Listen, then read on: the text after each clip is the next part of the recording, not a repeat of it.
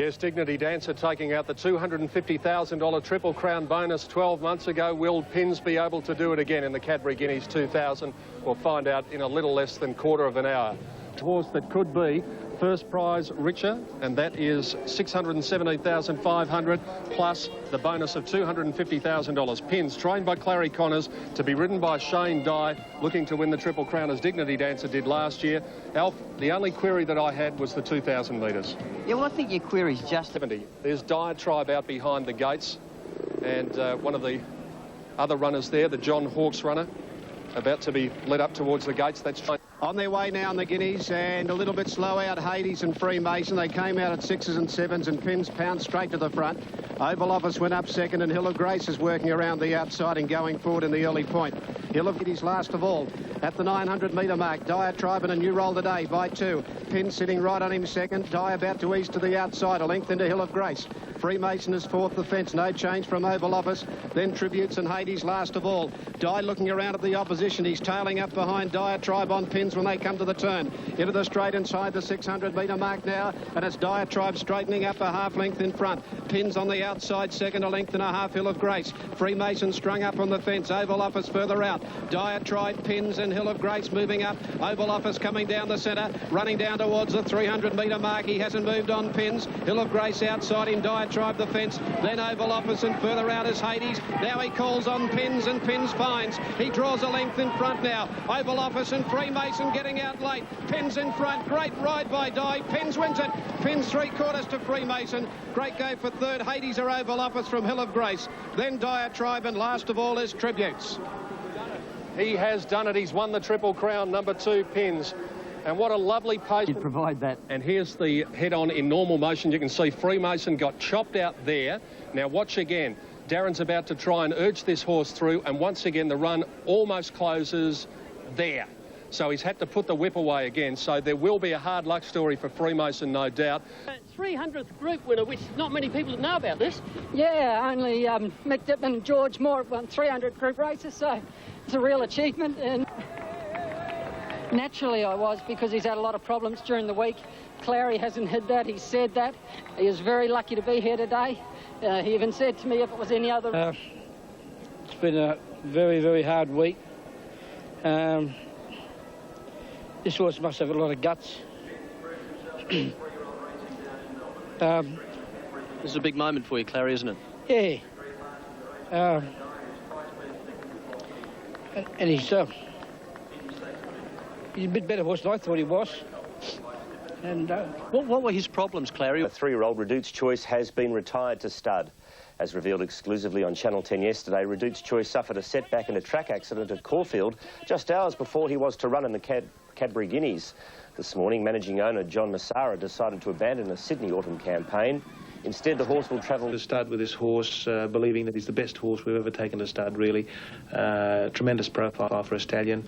The Ripple Lacey trained colt won 5 of his 10 starts, amassing $1.5 million in prize money.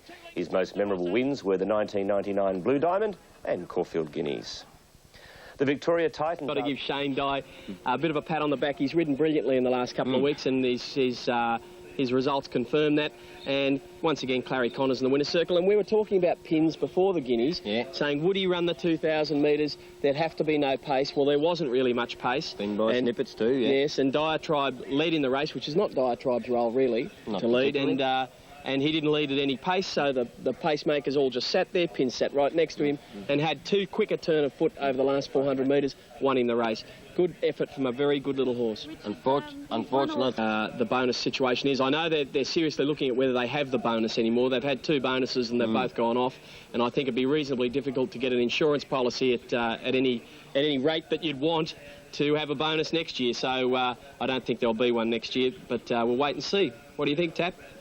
Our next event is the big one, the Amy Australian Cup. It's not too far away. In fact, it's round about... the big field is coming up, and here it is now on the tote.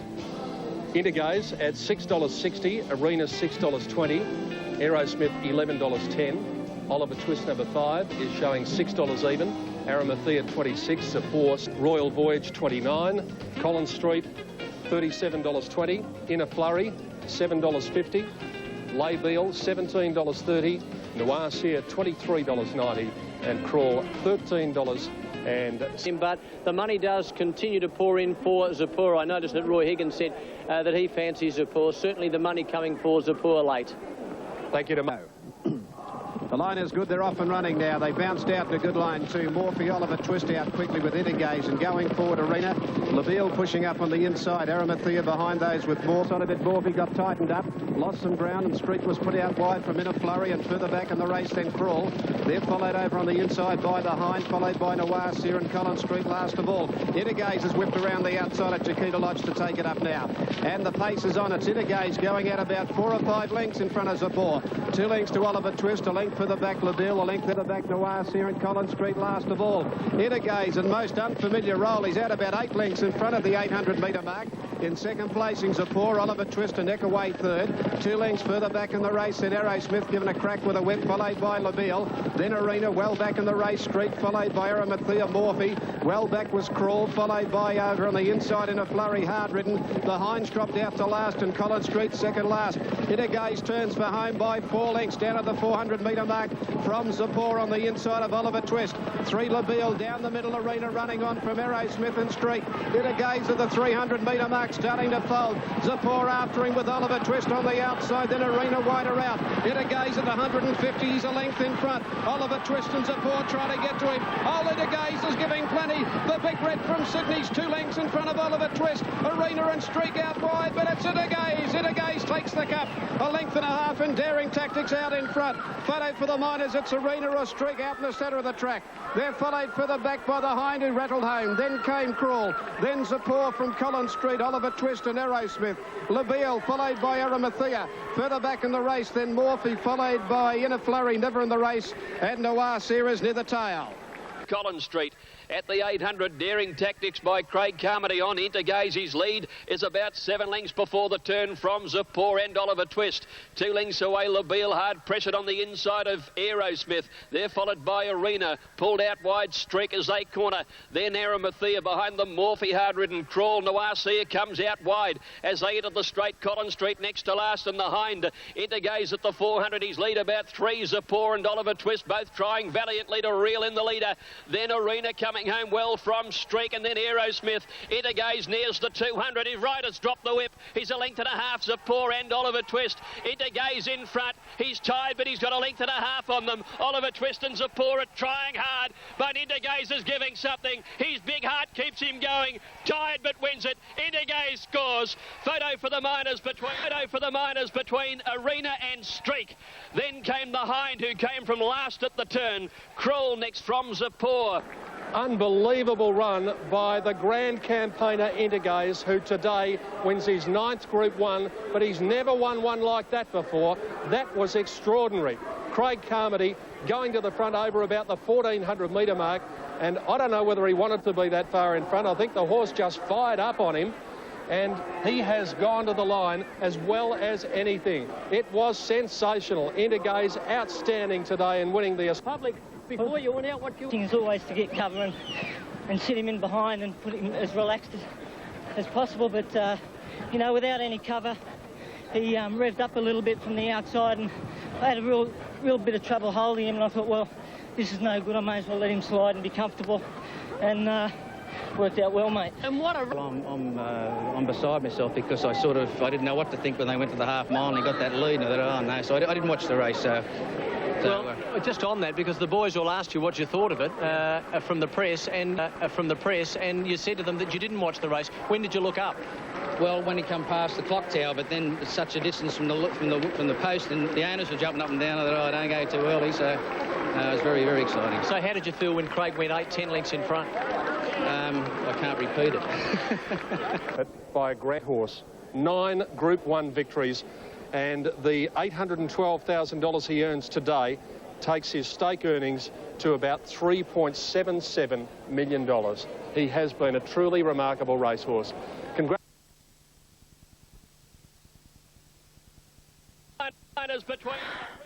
That was his 8th Group 1 success. You noticed Craig Carmody lose his whip at about the 200 metres mark, and we'll have a closer look at that now. This further emphasises the move by many Australian jockeys away from the use of the whip. Damien Oliver is the strongest devotee of that. Well, shortly after this... Simon? I reckon, and without any disrespect to the other horses in the race, there's some very good horses there, a great horse saved a great race. I mean, I don't think this year's field was as good as I've seen it in the past. I thought it was likely that it would be a less than memorable Australian Cup. As it turned out, Intergaze saved the race and made it one of the most memorable races, Australian Cups, that's been in recent years. So I think a great horse saved the race, and I have to try. Shot of Thunder 10, Danichenko 30, 6 out, Kushat 52, $1.90 Ponton Flyer, and over the page to the others. For the sires, and they include number 9, which is Preserve 11, 960 Sweet City Sus. He's just outside Chiquita. Has it? So Sarsen Trail is out. 47.52 Kushat Ponton Flyers $1.70. And then over to $6 Preserve Sweet City Sioux $7.70. For the running of the sires. Off now. And missing the start about a length and a half, Scaled the Heights down towards the inside, and Shot of Thunder got back there too, and Preserve bounded out and led from Happy Morning as they settle down. Danichenko go 100 metres, Preserve just the leader. Happy Morning outside of her, and they're 2 lengths in front of Scaled the Heights and Danichenko together.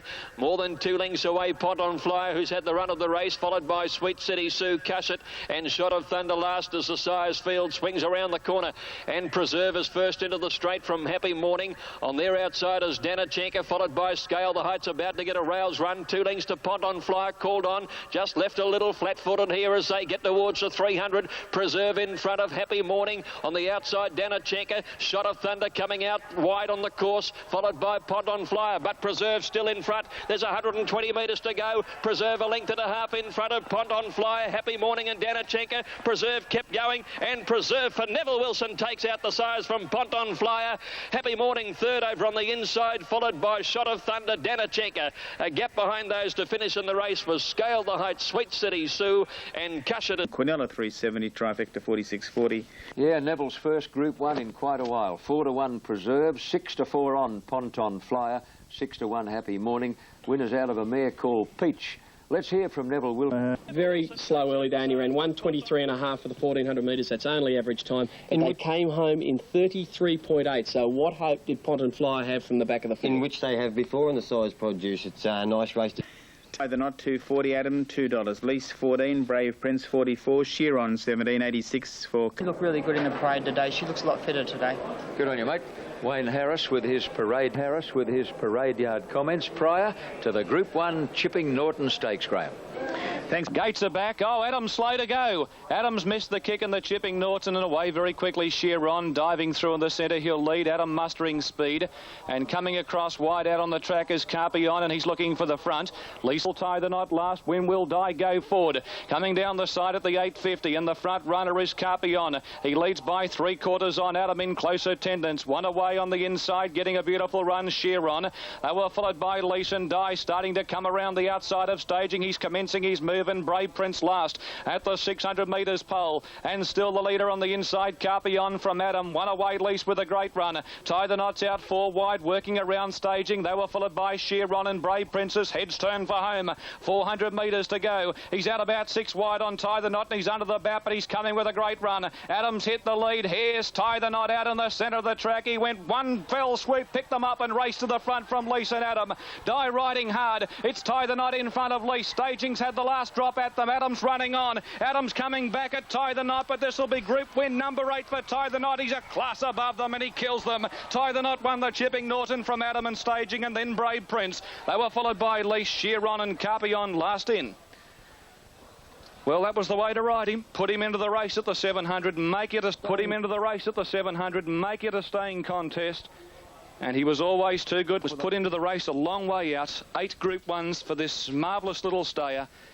He's very good. And he proved it yet again. He had to circle the field today, and his improvement in him fitness-wise, and I think he just... he's on target. Yes, he's just a marvellous horse. Can't say enough good about him, John. Now, Guy, we go now, mate. The press room after the race, and Ray Thomas walked over and said, "Gentlemen, when can we start calling this horse a champion?" He's a bit like Indigaze, isn't he? He's been around and he's been around and he's done everything you could possibly ask. What strikes me so special about Tie the Knot, Johnny, is he's a very flexible stayer. He seems to be able to win. I mean, Warwick Farm is not what you call a happy hunting ground for stayers. A little short straight. He can come from way back. He can get up there with them. No surprise. But one thing I will say about Tie the Knot, he has one attribute that all champions have, and he uses it to his advantage. And I think, Mike, I agree with you, it makes him a flexible horse, is that he has acceleration. And when Shane asks him for that burst of acceleration, when he's on song, it's there. And here's Shane asking him for the acceleration now, and you see he's just put a length on them in an instant. And that's what makes him a champion. It was a great ride to watch, Richie, because just inside the 800, you couldn't help but wait for Shane to make his move. And at the 700-metre mark, just when he was tracking up staging, she steadied just on the horse's heels in front, and that's when Shane wanted to go. He wanted to go 3 wide then when they were nice and bunched up. A great depth of Group 1 horses, and that's a bit of a worry too, that these older horses like Tie the Knot, like Indigaze, are still dominating these young horses. There doesn't seem to be anything coming through, and that's a worry for Australian racing. But while we've got these champions, the public love them, and we've got to keep supporting them. It's 1 Dan Glisser, 4 Camina, 3 Adalta, 5 Gilded Angel. Dan Glisser is $2.10. Let's Rock again, 59. 14 Adalta, Camina $5.40, Gilded Angel 20, Miss Zoe 16, Hut 25, 14 Spinning Hill, Be Cool number 9 at 34, 52 Beat the Fade, Waits Right Brisbane, So Let's at 22, 102 Vestry, Dotteressa 19, 127 Glimmers. The favourite, Group 1 winning filly, who won the Flight Stakes last prep. She's had 2 runs back. She's at 2.40. She looked very well going to the start, and is beautifully placed at the set weight conditions. But there is an absolute huge tip for Camina. Now, 1's 2 fans in the race, and Adalta, who's a Group 1 winning filly from New Zealand with a great record, and she's at big odds at $15. But Camina, she's into $3.60 now, so further support for Camina. Racing. Tambourine jumped away quickly. Away fast was Be Cool, showing speed after the start. Dan Glisser, Gilded Angel, and Beat the Fade. Glimmers wide out away quickly. Going fast, Miss Zoe to be prominent. Spinning Hill near the inside. Vestry bunched up like sardines at the 750. And Glimmers crossed and went to the front from moving up. Dan Glisser, Camina 3 out. 1 away, Spinning Hill. It's on the inside. Gilded Angel going around them. And Adalta the Grey improving rapidly in the centre. Miss Zoe making ground. They were followed by Beat the Fade, Dotteressa, Tambourine, Vestry, Hut. Well back is Be Cool. So Let's Deep starting a run from Tiger Eye and Miss Zambezi. Look at them jam up on the bend in the surround. And Dan Glisser in the purple colours hit the front. Adalta's after her. One's come down around the bend, So Let's down in the straight. Adalta race to the front. On the outside, Beat the Fade's the challenger. Adalta in front of Beat the Fade. No Dan Glisser or Camina. Dotteressa wide out. Beedman pulled the persuader. And the New Zealand filly Adalta raced away. Spinning Hill getting home well from Camina and Dotteressa. But Adalta a class above them, and she's too good. 1-2 lengths to Spinning Hill and Camina from Dotteressa and Hut. Then Gilded Angel and Beat the Fade. They were followed back in the field by Glimmers, Tiger Eye, Be Cool, Miss Zoe. Then came Dan Glisser. Oh, she was a flop today. Let's Rock again, well back in the field with Vestry, Miss Zambezi, Tambourine. And So Let's, who was improving coming to the bend, has taken a spill around the corner. And the rider, Glen Boss, that's great. The winner of the race, Adalta, unbelievable price. Group winning mare, Group 1 winning filly, I should say, from New Zealand, $15, $3.80. She looked a treat moving onto the track. A filly by Ken Fair, trained by Tony Gillies from Matamata in New Zealand, ridden by Matamata in New Zealand. Needless to say, she's no oil painting, is she? Oh, I think she looks all right. You think she's beautiful, but she's all heart, yeah. Yeah. Now, her record's excellent, 7 out of 11. Yeah, she's only, she's not weighed in once, that's all. Yeah. Honest. Richard, that the heat affected her. I understand some mares and fillies do not cope very well with oppressive conditions like that at all. Oh, sure. I'm sure that's that could be an excuse for her, but she does seem to have been not the same Dan Glisser this preparation, and if she's pulling in her races, that may be because she's hurting somewhere and she's trying to get the race over and done with. A lot of... I'm starting to think that the race clubs have got their priorities all wrong. We're building lovely grandstands and plenty of flash facilities, but what about our tracks? Warwick Farm was a joke again yesterday. The inside was hopeless. Randwick is worse. The last 4 or 5 Randwick meetings, if you've gone on the inside, you've got absolutely no hope of winning. At a recent Canterbury night meeting, I'm letting Melbourne off lightly. Every time I go to Melbourne, friends of mine that have a bet continually criticise the track and talk about the fast lanes and the slow lanes. Truly, I think everybody in Australia except Richard Friedman has realised for a long while that Melbourne 2-year-old form this year isn't much good. We saw that when Sparks went down to Melbourne and ran a few good races. Preserve, a G-grader up here in Sydney, went to Melbourne yesterday and won a Group 1 race.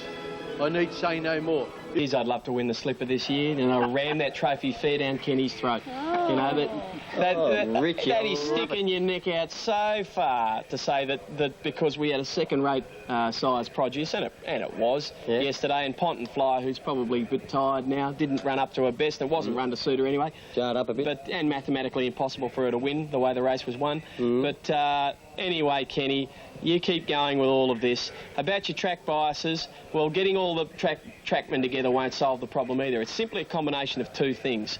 We've got more racing on these tracks than we've ever had before, which gives the track curators an enormous problem of trying to present an even surface every day.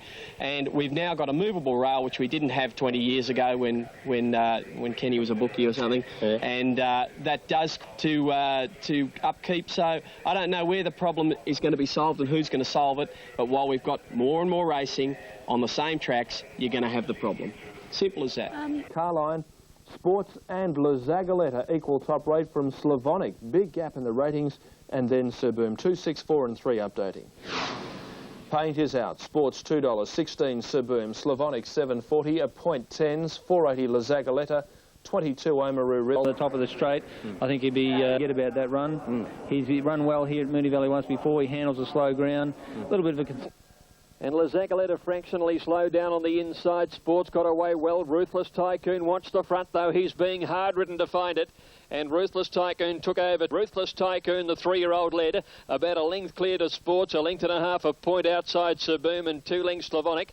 Then the grey La Zagaleta down on the inside of Oamaru Rhythm, and the filly the Golden Dane on the outside of those. Up the side now, and here's Sports putting pressure on the leader, and in fact racing to the front, so the favourite's taken over the running. Sports about a neck in front of Ruthless Tycoon with the rail. 2 lengths to a point, Sir Boom battling along on the rails, and then Slavonic La Zagaleta, followed by the Golden Dane and Oamaru Rhythm. Sports travelled well around the home turn, about a neck in front of Ruthless Tycoon, trying to go with him. Slavonic's got to third and coming home well as they corner, and then La Zagaleta into the straight at Sports on the outside with Slavonic coming at him hard. Sports the leader, Slavonic after him, 100 out. Sports about a neck in front. Slavonic's trying hard and coming home solidly. Sports and Slavonic, they go to the line. Photo finish.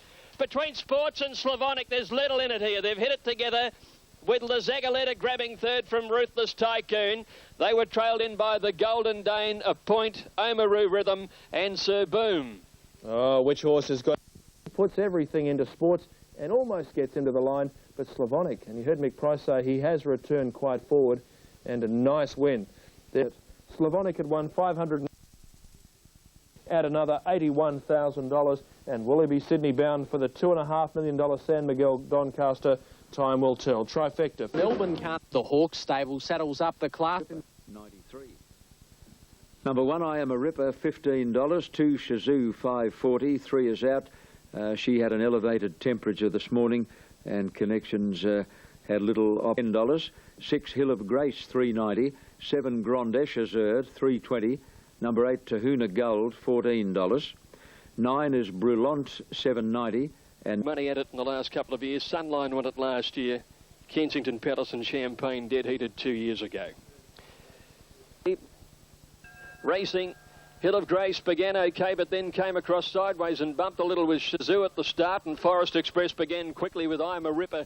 Brillant right on the pace with Tahuna Gold. Grand Echazard behind them on the rails about 5th. At the post now is last of all.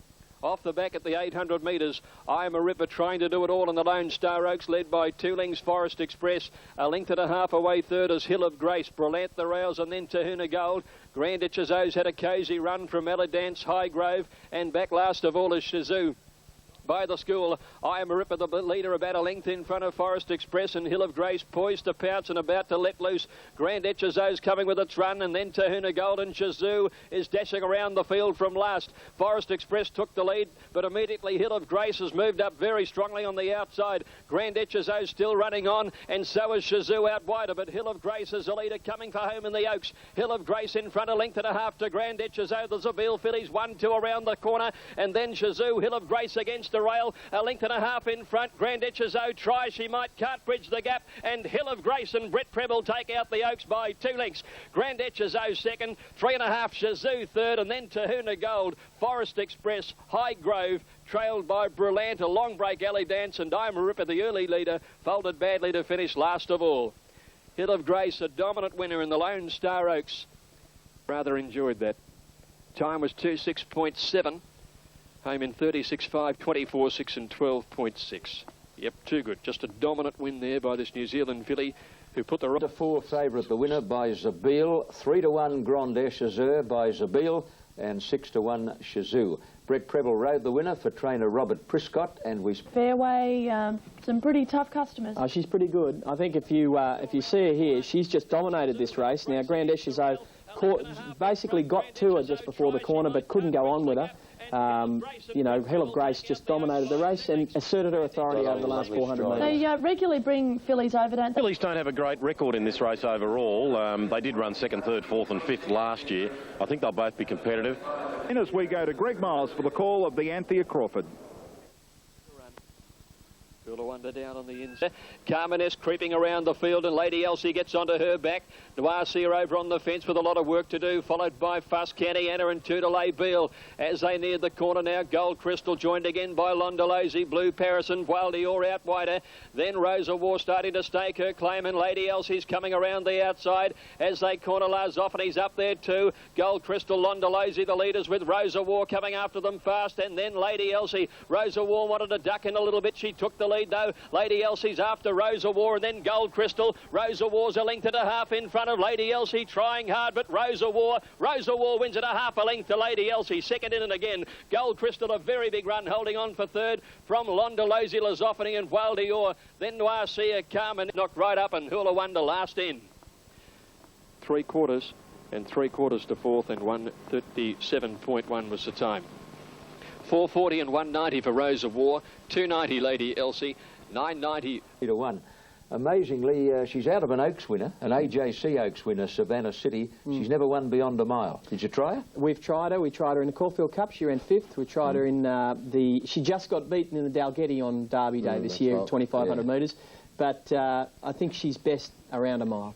And I think for the first event at Canterbury, and Kudamatu is the top rating here. Number 2 from 3, 1 and Greys is at $6.10. For the running of this race, Assertive Lad, but he has been a horse that has been heavily knocked here on track. Plenty of go slows for Assertive Lad. He's short the tote, $2. Kudamatu 4.20 is very firm, and the money's come for Cosline. First of 9 on this historic night, Group 1 Canterbury Guineas night. And they're racing. Assertive Lad and Kudamatu wide out on the track, the first 2 to go. Kudamatu was stamped urgent and with post-haste raced to the front early. King of Danes going through and showing speed. Cosmic Race to be on the fence at the 700 pole and race to the front. King of Danes leads the way from Kudamatu with Arakula going to 3rd. Veteran on the fence tracking the speed. Then came making ground Cosmic Race. Assertive Lad well back. However, only about 4 lengths from the leaders. An Icebox on his inside, the tail ender. 500 metres to go, and the duff on King of Danes shows the way. Kudamatu in close attendance. One away, Arakula. Veteran on the fence. Cosmic Ray between runners. And they were followed by Assertive Lad coming to the outsiders. Heads turned for home. And Icebox last of all. Kudamatu given a bit more leather at the top of the straight. It burst to the front. Assertive Lad 2 lengths away, but Kudamatu's out full of running. Then Cosmic Rays and Icebox from the back. Kudamatu at the 100 mark in front. Die throwing everything at Assertive Lad. He's grinding home. Kudamatu in front. Assertive Lad's a length away, and he can't pick him up. Now he's lunging. Assertive Lad. No, he didn't make it. Kudamatu fell across the line and he won the skyline. He's just fallen in from Assertive Lad, and Veteran 3rd from Icebox. They were followed by Cosmic Rays, Wellback, Arakula and King of Danes. Good finish on the line. To upset Assertive Lad, just Veteran in 3rd, the Quinella 380. the trifecta. Fillies at Group 3 level in the Sweet Embrace Stakes, and authoritative win by a daughter of Brave Warrior. Back on the inside, Dynamic Love is wide going around Bluebird Hill. 2 lengths to Revelations, Country Success, and 2 lengths away Tyroline. 5.50 out, and Little 8/8's flying along in front. It's the Zetative filly leading 3/4 of a length on Rulings, and St Agatha has done a lot of work out wide. Speciality on the fence, and Dynamic Love tracking strongly 5th, about to come wide Collis. They were followed by Bluebird Hill and then Country Success from Revelations. 8/8's came around the bend, wobbled on straightening up, and St Agatha grabbed it. Dynamic Love's coming after the pair. Oh, he's riding confidently, Collis, and why shouldn't he? He had the inside 2 covered at the 100. He pulls the bat from the back of the field. Tyroline sprouting wings running on, but it's all Dynamic Love, and the Gold Coast filly comes home and wins the money. Tyroline ran second but went down by 2 lengths. Great Run, the runner-up, third 88s. They were followed behind those by St Agatha. Now, the filly that fell past the winning post was St Agatha. Tragic sight, a valuable filly, and our commiserations to owner Mr Roy Thompson on the loss of St Agatha last night. Now, the winner's trained by John Wallace, the man who prepared... Great, Joe. Yeah, pleasure. Pleasure to be here. What here about the runner-up? Didn't it find the line? Tyrolean. Yes, it did. Good run. I don't know that these are slipper horses, but they did run faster than the colts, and that's probably, you know, a very good effort.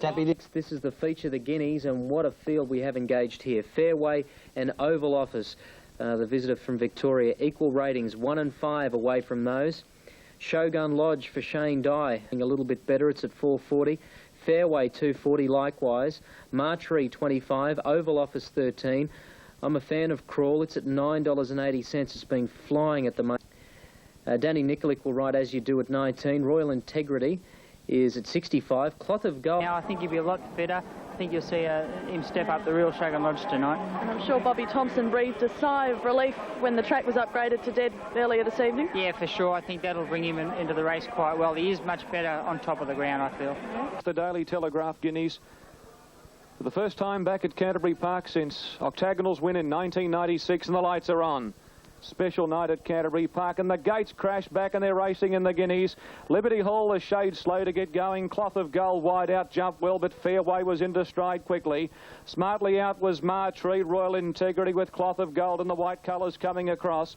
Over to the back, 1,000 metres to go, and Fairway is just bowling along at his leisure. He led the way by over a length on Royal Integrity. Oval Office on the fence, a length away Cloth of Gold, and the rider Lenny Beasley on Whistler continuing to go forward. He's now 5th, but 3 wide. Martree poking up on the inside from As You Do. 1 back Shogun Lodge. He's 3 wide with Otis Gay on the fence from Lurdistina. Then came Liberty Hall, well back Disney Dollars, and Crawl as the tail ender. They come down the side, 6.50 out, and still Fairway made the play. He's trying to do it as he did in the Spring Champion Stakes, and that's lead them all the way, and he's doing a good job of it. He led by a length on Royal Integrity, shaken up. Cloth of Gold, Payne came out 3 wide, and he's about to put him into the picture. Oval Office on the fence looking for a run. As You Do was next, and Shogun Lodge is well back with plenty of work to do as they straighten up, and Fairway left them at the 200, and Fairway had burst clear. He raced 2.5 on Cloth of Gold out after him. They were followed further back by Oval Office. Fairway in front, Cloth of Gold 2 lengths away, but this is a super 3-year-old Fairway. He's killing them in the Guineas.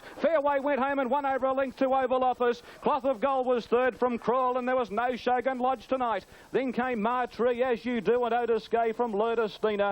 Well back was Disney Dollars pulling up quickly from Whistler. Liberty Hall and the maiden galloper last home, and that is Royal Integrity. Of course, they were involved with that filly who broke down tragically in the earlier race at Agatha, and their night has turned around with Fairway leading all of the way, and wasn't he brilliant? Oval Office has run second, had the camp on them, no excuse. Beautiful ride, Glen Knight. Jack Denham on screen. Got all the facets of a champion racehorse. I know we use the word champion a little loosely, but he can win on a heavy track. He can win on a fast track. He can lead, or he can come from the back. Name me a 3-year-old in the last 10 years that has those qualifications. Here he is. Be a better horse than horses over the years. Is Fairway potentially going to be the best of these? I've always said Bureaucracy was the best. We've never seen the best of him, but Fairway I think might go better. 12 Group 1 winners. Harry's in a maiden and buys another champion. Can he win the Triple Crown, Tabby? Why can't he? Well, he did it in the spring. Yeah. I guess is there a nagging doubt about the mile and a half at Randwick? I'm just looking at him on screen here, and he's put a space on him by the time he's got halfway down the straight. They're just closing on him the last little bit. He's led all the way. He's entitled to get a bit tired. Richard, Oval Office normally has about 3 or 4 horses behind him in Melbourne. He was up running in the box seat there yesterday. You think it gave anybody else a chance back in behind him? Well, I don't think that the way the race was run, Simon, that any horse had that raced back in the field had much of a chance. Yeah. I mean, they didn't go very quick early. 600 every time he races. I think his biggest asset is that at the 800, he was able to accelerate, get every other runner off the bit, and when they were, as soon as they came off the bit, he was still on the bit. So, you know, that's the sign of a great racehorse. And I think another asset, talking about assets. It's a terrific race. They're moving out onto the track. The ratings sees Easy Rock on. Well, I'm actually glad to see this horse in as favourite because, of course, it had a hoof problem last. Feral 740, LA Suez for Bart Cummings 13, Al Mansour 23, Ab Initio $5.90. Good to see Justin Sheehan back in the saddle tonight. Dan Speed is at 28, Easy Rocking $1.70 and High Rolling. We'll let you go and watch. Thanks, Joe. They're set. That High Rolling scooted out of the gate, landed 3/4 in front of Guineas. Dan Speed wide out, showing speed. Al Mansour not far away, and LA Suez on his outside. 800 metres to go on the 3-year-old. High Rocking found the paint, leading 3/4 on the former Golden Slipper winner Guineas. One away is Ab Initio on the inside of Dan Speed. 1.5 to Al Mansour. Easy Rocking sliding around him. 2 lengths away Referral, and still LA Suez trails the field. 600 metres out, and High Rolling in front. Half dip there, led by a long neck on Guineas going closer. 2 lengths Ab Initio in a lock firm pocket, being kept under due arrest by Dan Speed as they wheel the bend. 2 lengths to Easy Rocking, yet to be sent forward. Coming around him, Referral. They start their runs together. Al Mansour shuffle back from LA Suez. High Rolling in front, 300 metres out. On the outside, Guineas and Easy Rocking with a great sprint coming after them. Ab Initio the fence, and then Referral. It's Easy Rocking going to the front. Guineas is going to give him a fight. It's Easy Rocking in front of Guineas and Referral, but the 3-year-old's in front. Easy Rocking, and he's a class above them, and he wins it. Goes home, wins a half length on the line to Referral. Guineas a photo third from Al Mansour and Ab Initio, then LA Suez. Well back High Rolling and Dan Speed last in. Guineas, Referral, who actually over the 1,200 metre trip, by gee, can't wait to see. To me, he likes to be a little fresh, and he likes a soft track.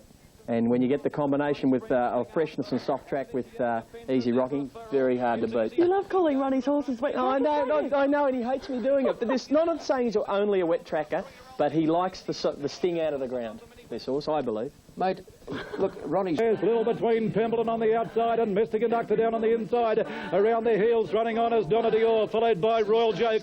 And the next one was X-Ray. Further back behind those 3 Lopper. A long break Big Zed, followed by Glory to Glory. But Cassidy says, let's go, and this favourite has raced away. Pemberton has broken away from the field at the 200. Donna Dior moves to second, followed by Mr. Conductor. And the next one was Royal Joke. But Pemberton is clear. Little Donna Dior is making a race of it as they get towards the line. Hands and heels though, Pemberton in front, and Pemberton a half length, Donna Dior a mighty effort. Yep, Pemberton winning the Black Opal. What do you think of the runner-up, John, Donna Dior? Well, Graham, I just want to say, you know, before we start bagging the performance of Pemberton, that is a pretty good filly that ran second. Did you see her trying in the straight?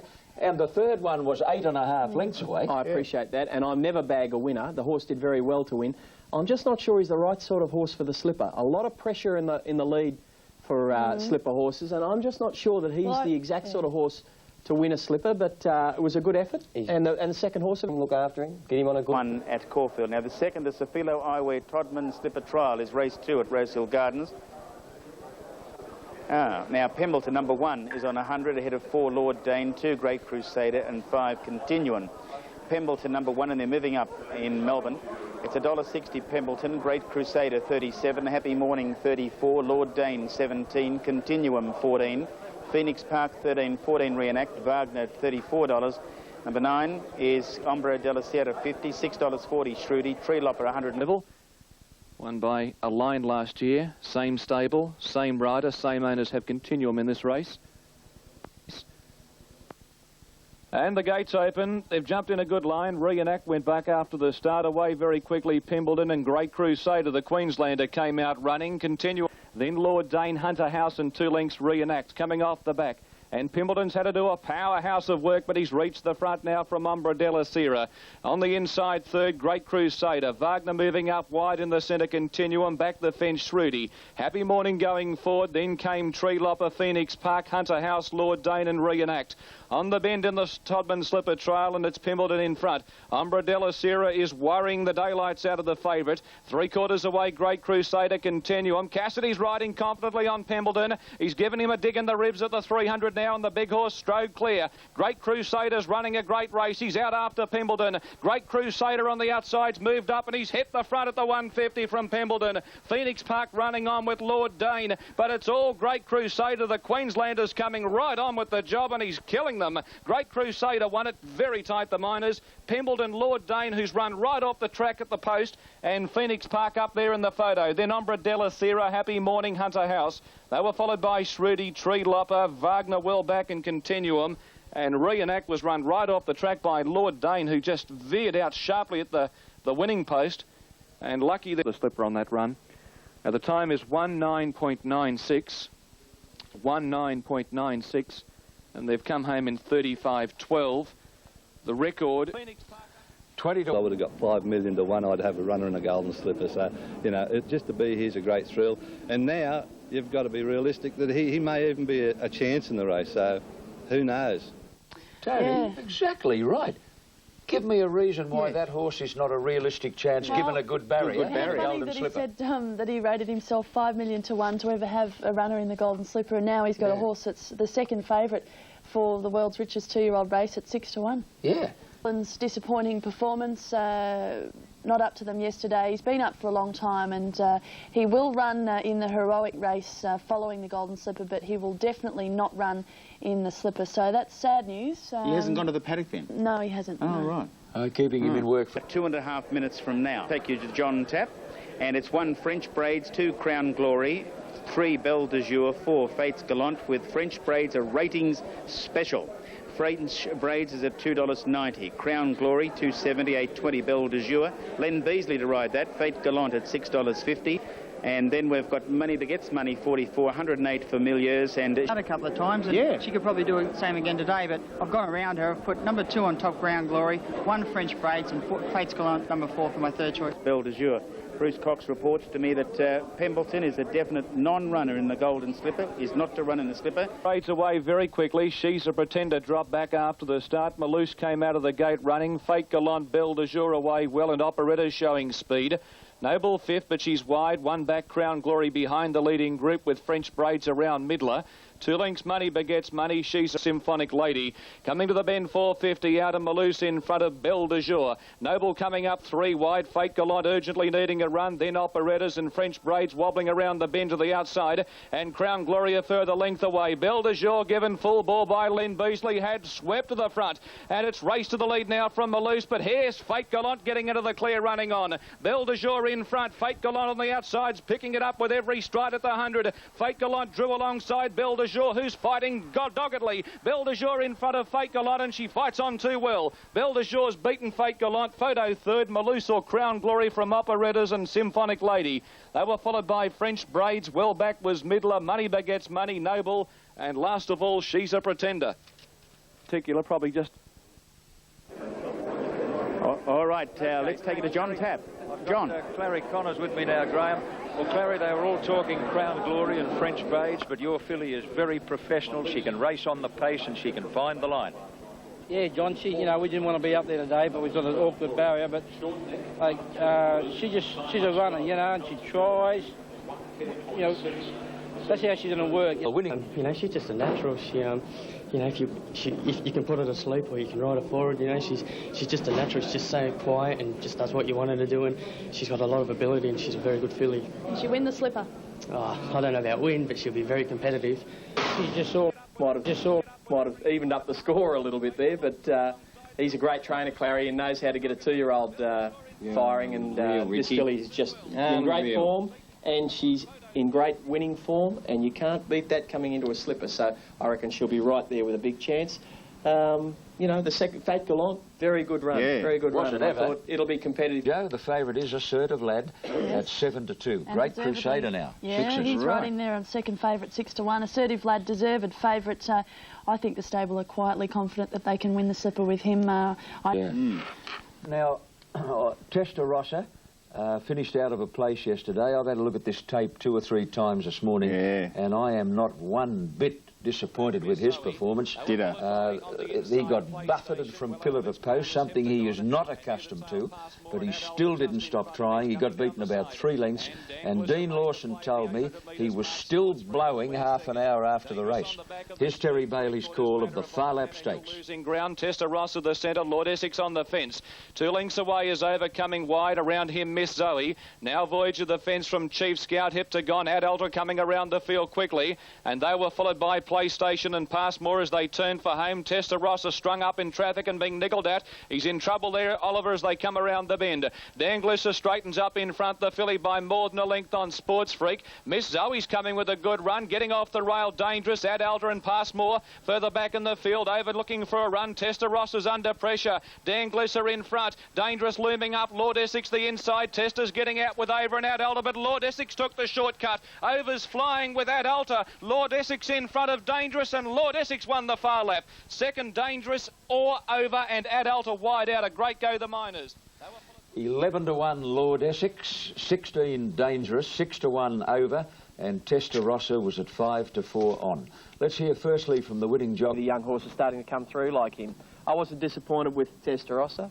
I just had a look at him there. Damien got strung up in a little bit of traffic after straightening, and it's very hard on a horse that's not 100% fit to be knocking other horses out of the way and trying to shift ground and find runs and make ground on very good and fit horses in front of him. And I wasn't disappointed with him. I think he looked like he was going to win right here in the race. He looked like he was going to race straight to the front.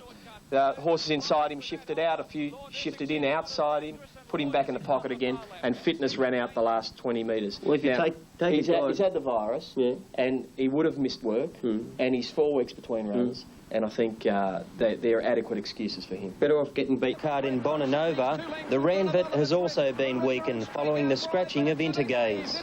Trainer Rod Craig forced to give him more time to recover after his courageous win in the Australian Cup. His Warwick Farm training partner Tie the Knot, now an odds-on favourite in a field that includes many. The Knot at $1.90, $6.90 Arena, Oliver Twist 11, Rebel $21. Rebel, of course, has been to Australia before and performed well. Streak at $28, $28 Vitronite, Showella $6.90, Freemason at $5.90 number 8, and that's it. And for all our friends, very heavily backed, $1.80.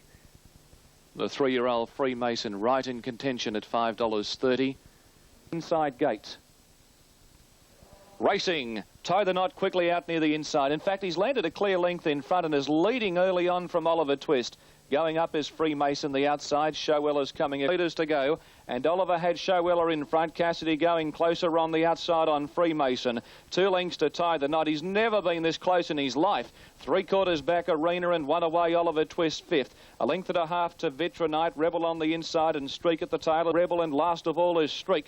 600 metres to go. Showella in front, being nursed by Oliver before the bend. He'll have to click her up shortly. Freemason laying down the law, and Arena 3 wide. The Gouch coming out, and he's going to make it a staying test. Tie the Knot on their backs, needing a run.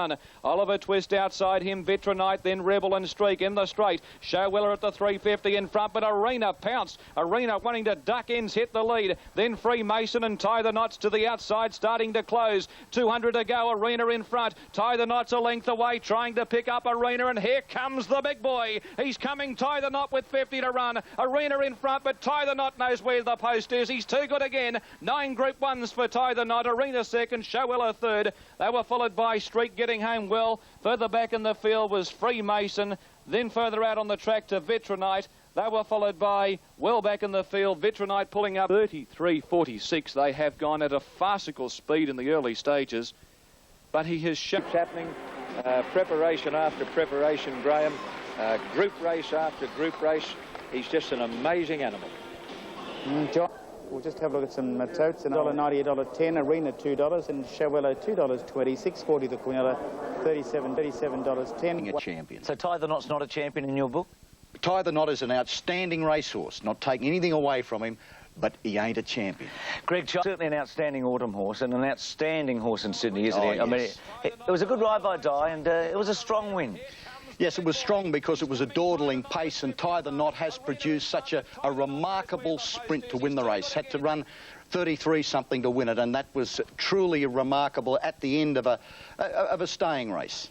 Keith, if he was going to get back, he would have got back. You know, I wasn't going to force him, but the Yes, but imagine this horse in Europe, if you could put one and sometimes two pacemakers in the race to make it a truly run race.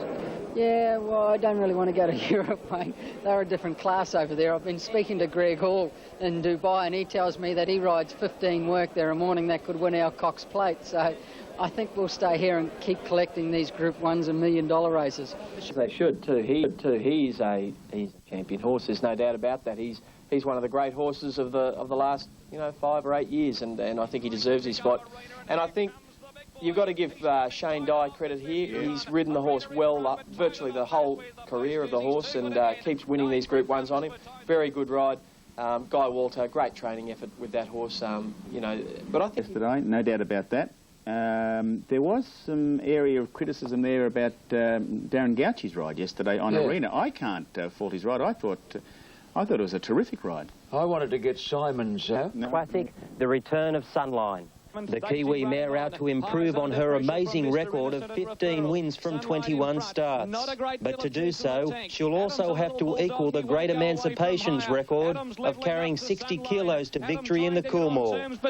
Probably expected 60. It just depends in relation to your opposition, I guess, what she's giving away, you know. So I'm not sure. And this is the Group 1 Coolmore Classic, race 6 1 under on top ahead of 1 Sunline, 2 staging, 4 pacing. Here's the tote call. Sunline 220, 920 staging, Camarina 16, 36 pace Invader, and the one price $26, number 8. Number 9, Sorrento 24, Zartella 23, 28 Brief Kiss, Flickering Fine at $2.20. Well, Kiwi Trained Gallop is here. Quite well, nothing better than Sunline. She parade a beautifully lovely big mare. Now in a leader move in, Zatella to be the last one to come up. $2.40 Sunline, $6. Racing in the Coolmore, Sunline centre of the field out. Anna Lee and Sorrento away well. Stella Marie and Beat the Fade, and Camarina began quickly, and Flickering Fire showing speed. It's Beat the Fade in front, Sunline working hard, going through Camarina, Stella Marie going through. Then staging strung up on the inside. Around those is Zastov and Anna Lee starting a run. 2 lengths further back, Pace Invader, Sorrento the outside. 2 lengths Market Price, Brief Kiss. Noir Sear and Beauty Bell last of all as they come to the bend. 600 metres left to go, and it's Camarina in front. Charles is starting to stoke up. Sunline coming around the bend. She's only a neck away. 1 back, Stella Marie and Flickering Fire. Beat the Fade on the fence. 1 under comes wide. Then Zastov and Sorrento, and staging looking for a run. He released the handbrake on Sunline. He said, "Let's go, girl." And Sunline at the 250 had raced to the front from Beat the Fade, Camarina, Flickering Fire, Stella Marie. Then 1 under, but the Queen of the Turf with the 60 kgs on her back is well clear at the 100. Beat the Fade's having another crack at her. Sunline in front. Oh, she's wonderful, all right, Sunline, and she's a mile too good for them. Sunline won the Coolmore from Beat the Fade, and Noir Sear from Pace Invader. They were followed by Zastov and Sorrento, wide out Market Price. Then staging Beauty Bell, Stella Marie, 1 under always well back with Camarina, Flickering Fire, Anna Lee and Brief Kiss last in, and the champion has done it again. The dash, especially with 60 kilos, I said you better off to just sort of try and put a brake at the top of the straight on them if you could, you know. It makes it hard to run down from there. She just keeps finding the line and finding the line. Yeah, she's a great horse. Well, she'll pull up, no doubt, 100%. She'll lick the bin out tonight. Hopefully she will, John, yeah. And, you know, we'll have a look next week and see if we back up in the rider or not, or what we do. I'm just not quite sure yet. Well, I just heard Ron Duffsey rate her the best mare in the world, which is probably a fair call, particularly on turf. Emancipation race, yeah. And the Time Form magazine, as we all know, rated her the best mare on turf last week, and that was just an astonishing performance. So the outside leader was 60 kgs, and she was coming away again at the finish, Graham. She's the best mare I've seen for sure. Good to see them, you know, come out and actually do it. Yeah, didn't Greg Ryder like a good thing? He did, yeah. I said to him, you know, don't be worried. If you're not in front, just. To know, like everybody, do you reckon she'll get a penalty, Max, for the Doncaster? She's got 57.5. She's a great horse, but speaking to the handicapper, he said that great mares don't seem to carry big weights and win the Doncaster. I'd like to see her left on 57.5. I'd like to see her run in the Doncaster, but one jockey who doesn't is Larry Cassidy, and said it will be a criminal shame if she gets any less than a 1 kilo penalty. Well, Greg, you hooked him off. No, I don't think you did actually. Today, a genuine champion. It's not a word I use lightly, but I reckon that Sunline just about, well, she fills every criteria of being a champion. So Tie the Knot's not a champion in your book? Tie the Knot is an outstanding racehorse, not taking anything away from him, but he ain't a champion. Greg's got the chance, along with Sunline, to become the greatest stakes winner in Australian racing history. He's right on the Hammond, really, of Octagonal and the other great horses in the past. And with the money flowing in Sydney this autumn, both Tie the Knot and Sunline could go right to the top. They could add $1 million, and it's a temporary measure, although it's important, because you go back to Gun Sid in his career with 29 wins, he won $280,000, Yeah. so hasn't it moved? Yep, it's 16 out of 22, Sunline at 6-4 favourite, 40-1 Beat the Fade, 25-1 Noir Sur, the little pony from Rosebud. Yeah, you know, she just seems to keep getting better. I think she's actually improving. Records of Sunline and the Great Grey Emancipation are pretty parallel at the respective stages of their careers. The Doncaster has to be the best barometer. They both won it as 3-year-old fillies. They both bolted in, but Emancipation carried 2.5 kilos more. And I read this morning in the paper that she's been voted the world's best race mare by Timeform. So on grass. On grass, yeah. And I think it's a title that she so much deserves. She is. Her and Tie the Knot, don't take anything away from him, but she is the great mare. I think she deserves all the accolades. She's winning here with 60 kilos. Makes it hard to put a space on a field when you're giving away that much weight. I think she gave 8 kilos to the second horse, 7 kilos to the third horse. I noticed that Steve McKee was quoted in the paper in Melbourne this morning as saying that if he wasn't happy with the penalty that she may or may not be given in the Doncaster, well, they have other options. I don't think those veiled threats, Steve, work anymore with the handicapper. I think he'll just give her what he reckons, and you can run if you like. With the trainer of... There might be a bit of sting out of the track, doesn't worry me too much, because she won on a slow track at Moonee Valley last start. The nicest part of it is the fact that she's paying about $13, and that'll appeal to a lot of our punting friends around Australia. So what are you going to tell them? Oh, well, look, I mean, the outside way she's worked this week, and I think at that sort of price, she's good each-way value. The value here, Miss Powerbird, to beat Preserve and Donna Dior. Okay, Leon. The track rated as slow. The starter is on his stand. Handily drawn. Gates open, and they break in a perfect line. Speciality drop back after the start. Spectroscope 8/8 and Malouse wide out, and Miss Powerbird all began quickly. Lady Milan in Malouse was able to cut across from the outside, and she went clear at the 800 metres mark, leading by a length on 8/8, and Miss Powerbird, the Victorian filly, on a limb. One away, Miss Thunderstood. Lady Mulan up against the fence. 2 lengths further back, Donna Dior and Preserve together. Spectroscope wide. 2 lengths to Blab off the track and well back from Midler, and they were followed by Speciality and Tyrrhelline as they turn the bend. Malouse in front, straightens up by a good length and a half now on 8/8 coming after it from Miss Powerbird. Lady Mulan on the fence, badly needing a run here. Preserve coming home well, and Spectroscope outside of her. 8/8 has moved up at the 200 metres mark. She's drawn alongside of Malouse, and Preserve 3 out, Spectroscope 4 out. Lady Milan no run, and Tyrrhelline down the centre with a rush. Preserve's moved up to 8/8. Preserve's hit the lead from 8/8. Preserve in front, and Preserve wins it from Blab or 8/8. Spectroscope close up, Tyrrhelline not far away, and Lady Milan never got a crack at them. They were followed by Malouse, and then came Midler, Speciality. Further back in the field, Donna Dior. They were followed by Miss Thunderstood and Miss Powerbird after covering ground last in. And 20 cents. Time for the race is 1:11.43, home in 36.01 as we head trackside. Well, that was a funny race. The best example I can give you is Donna Dior, who ran officially 10th. She just went 3/4 pace down the straight. She hasn't got a look at him yet. 15-8 favourite Preserve, 11-1 Blab, a good run, and 12-1 8/8. Now, Well, I think Preserve is one to follow. I rate her chances for the Slipper very highly. She's won 4 races from 7. She's beat amongst the best 2-year-olds going around in Melbourne and Sydney. Why wouldn't she rate as a genuine chance in the race? More prize money than any other runner. That's right. Yep, I've got to agree. I think she's done everything that's asked of her. She got beaten at Canberra in the Black Opal by a colt who was going very well on his home track, and has done nothing wrong since. So I think she's got to be a chance. But to be honest, I've got to say, bunch of finishes do worry me a little. Well, that was a real bunch. 3 in his prime, 1 and 3 equally rated ahead of 6 Hombre de la Sierra and 5 Stud and Hope. Now Veteran is at $1.50. A Slipstream is out in his... You're not quite in. Backed out of line, now about to move back up into the gate. Glenboss. Racing, De France slow to go, and Hunter House drop back after the kick. King View away quickly. Ombre de la Sierra and Sudden Hope all showing speed. Ombre de la Sierra is trying to lead, and he does so. Sudden Hope is whizzing around the field, but he's very wide. 2 lengths to I'll Get By. And De France last of all as they come to the bend at the 500. Ombre de la Sierra in front, leading the way from Hunter House, and very wide Sudden Hope from King View.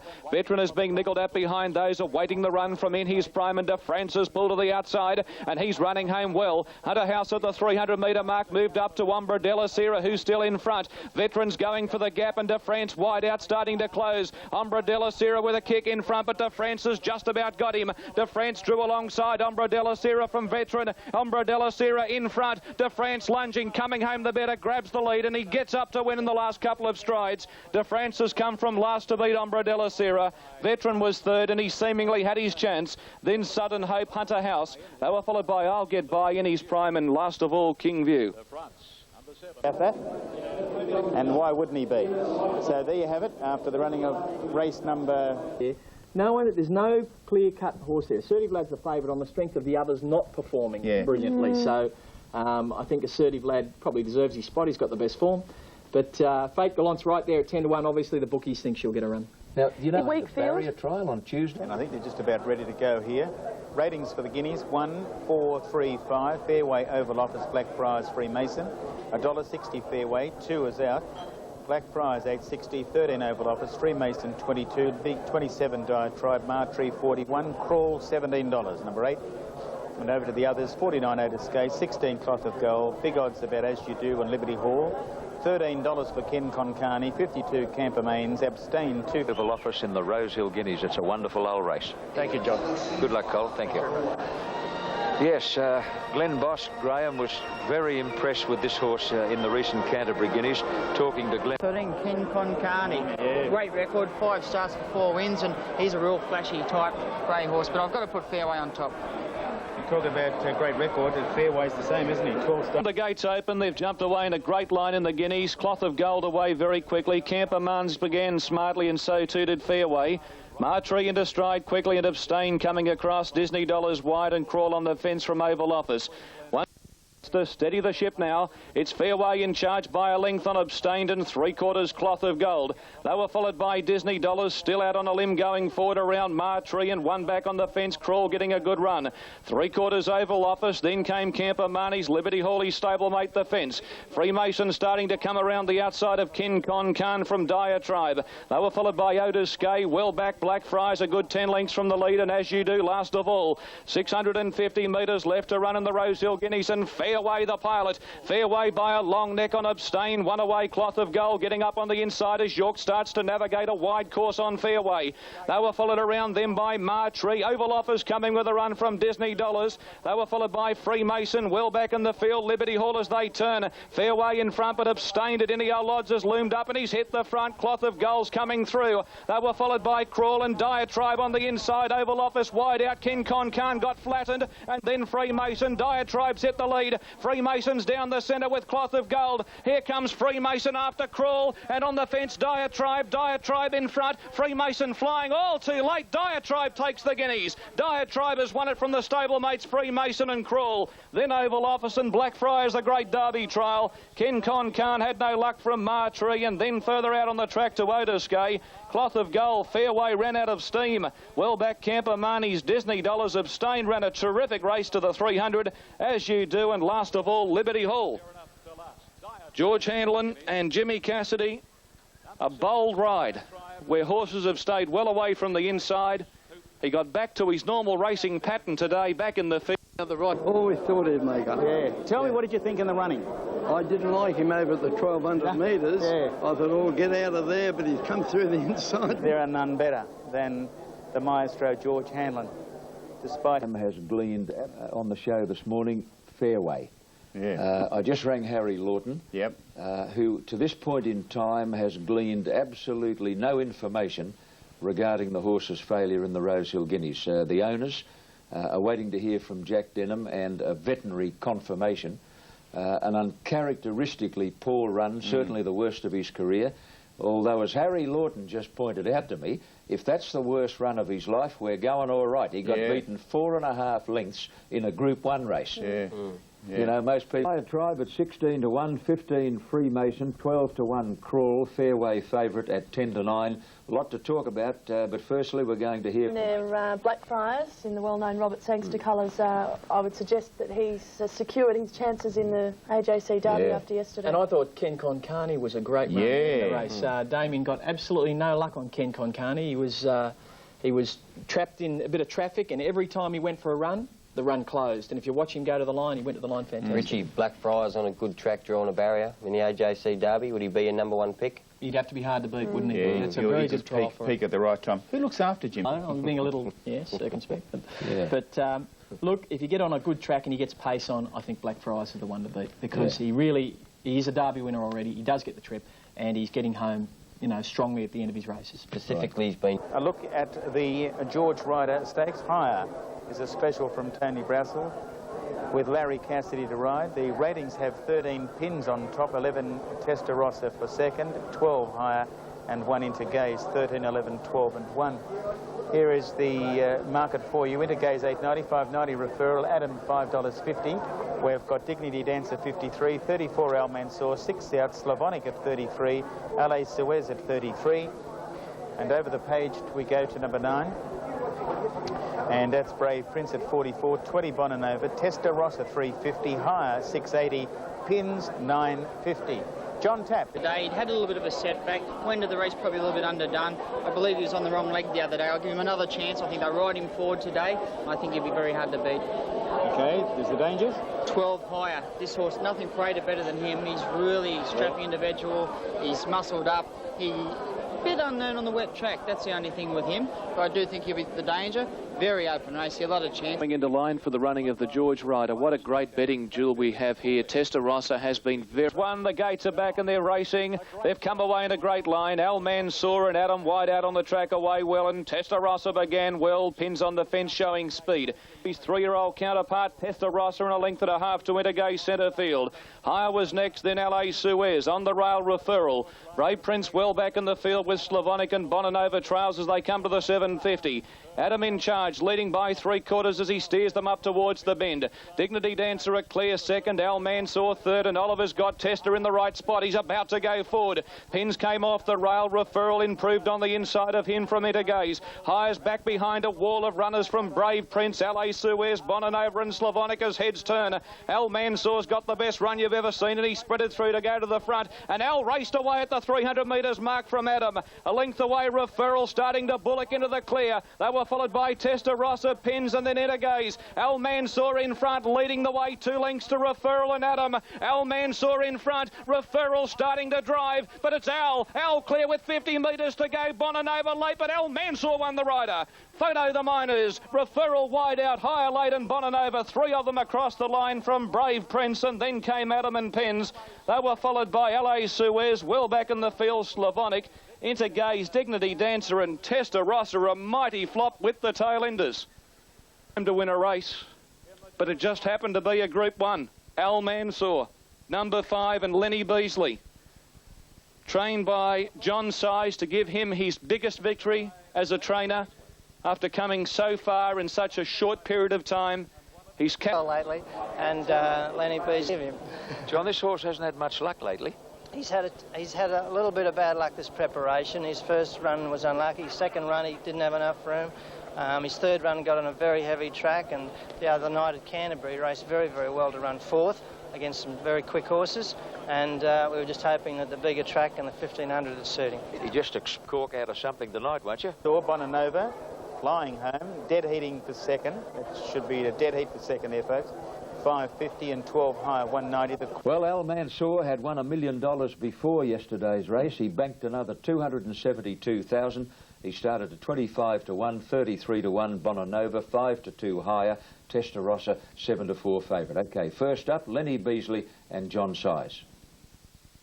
Yeah, unlucky at the Canterbury meet, and I got shuffled back a long way in the field, and unfortunately I really didn't get a run. I got a little bit blocked, and today paid for it. How does this rate in Len Beasley's? Dave Tabby? Can he win the Doncaster? No. No? I don't think he can. I mean, I'll be surprised if he can win the Doncaster, because they were closing on him in a 1,500-metre race. That is a race that sprinters can win, and Scalacci won that race and was able to sprint away. And, you know, I think the horse, 1,500 metres, he's gone beautifully. John's done a fabulous job to get him to win that race. But with the pressure of the Doncaster and the pressure up front in a Doncaster, I'll be surprised if he's there at the end, but... Mansour, and that's such a blanket finish for a second. Burrell's run impressed me. Run. Hin's run I thought was good. It got crowded up. Bonanova flying home, so did... And higher. Good higher. Higher drops about 3 kilos in the Doncaster. On top of the ground, I think he'll be an even better racehorse There's too. Bonanova and higher, folks, back on the left-hand side of your screen in the light colours and the Ulster Reese, of course. These two horses finish off probably best. And I suppose Referral does too in the blue. Now, there was a bit of a clash here not far off the winning post, and subsequently a protest was fired in from the Hawks camp against Bonanova. Did you see much in it yourself, Simon? Obviously it was dismissed, but I'd be interested in your thoughts. Joe, initially I thought higher shifted a little in at the top of the straight, but the last 3 or 4 strides, Bonanova definitely came out, but I don't think it made any difference. Stick Doncaster trial? She did. Any excuses, Damien? No, it's very deflating. He travelled well throughout. It's just not him. He's much better than that, you know. I mean, he usually tows you into the race, and he's just not racing at his best. As obviously that virus has knocked him around, or you know, he's just not right. Yeah, but you can lose some sleep over him, can't you? I can tell you, he looked very disappointed, Damien. I know Damien as well as anybody around, and that's Damien at his most disappointed. Yeah. I really feel... Race number 2, Shogun Lodge, is a special here from Tony Brassel with Shane Dye aboard. And the ratings show that it's 2 Oval Office, the top rated from 1 Shogun Lodge to 3 Otis Gay. And Shogun Lodge is at 2:30. It's still the favourite. Oval Office, Glenn Boss aboard 7:30. Otis Gay 18. Stowaway at 22. Forest.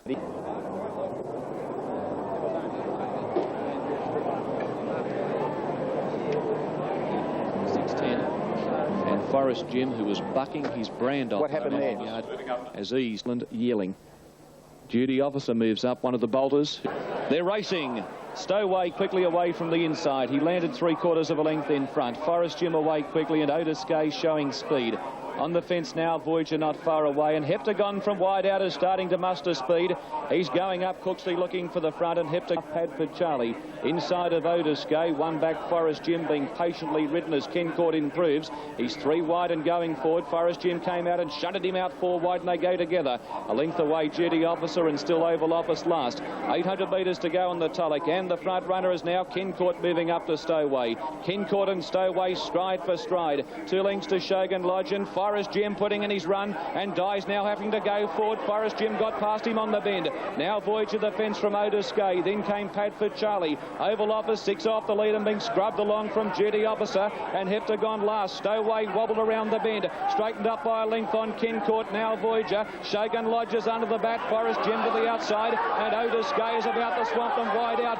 Shogun Lodge is going for the run with Now Voyager. Now Voyager the fence taken on by Shogun Lodge. Shogun Lodge has hit the front, and Dye had to throw everything at him at the 100 pole. Now Voyager's trying to match him. Now Voyager's coming the better. Now Voyager, Shogun Lodge, and late Padford Charlie. They hit it. Now Voyager.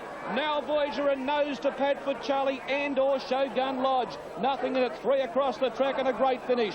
They were followed behind those by Duty Officer, Oval Office, Ken Court. Then came Stowaway, Forest Jim, Otis Gay last in. Of them, and it's an interesting one here. Shogun Lodge is right in this and that shot. Come down. Shogun Lodge is the winner. Wow. Shane Dye, every ounce. Here's a terrific view from the Goodyear blimp. It's got it. It's 3 weeks since he's had a run. That'll do him the world of good. It'll take a good one to beat him next week. Right, now, Bobby, the 7-day...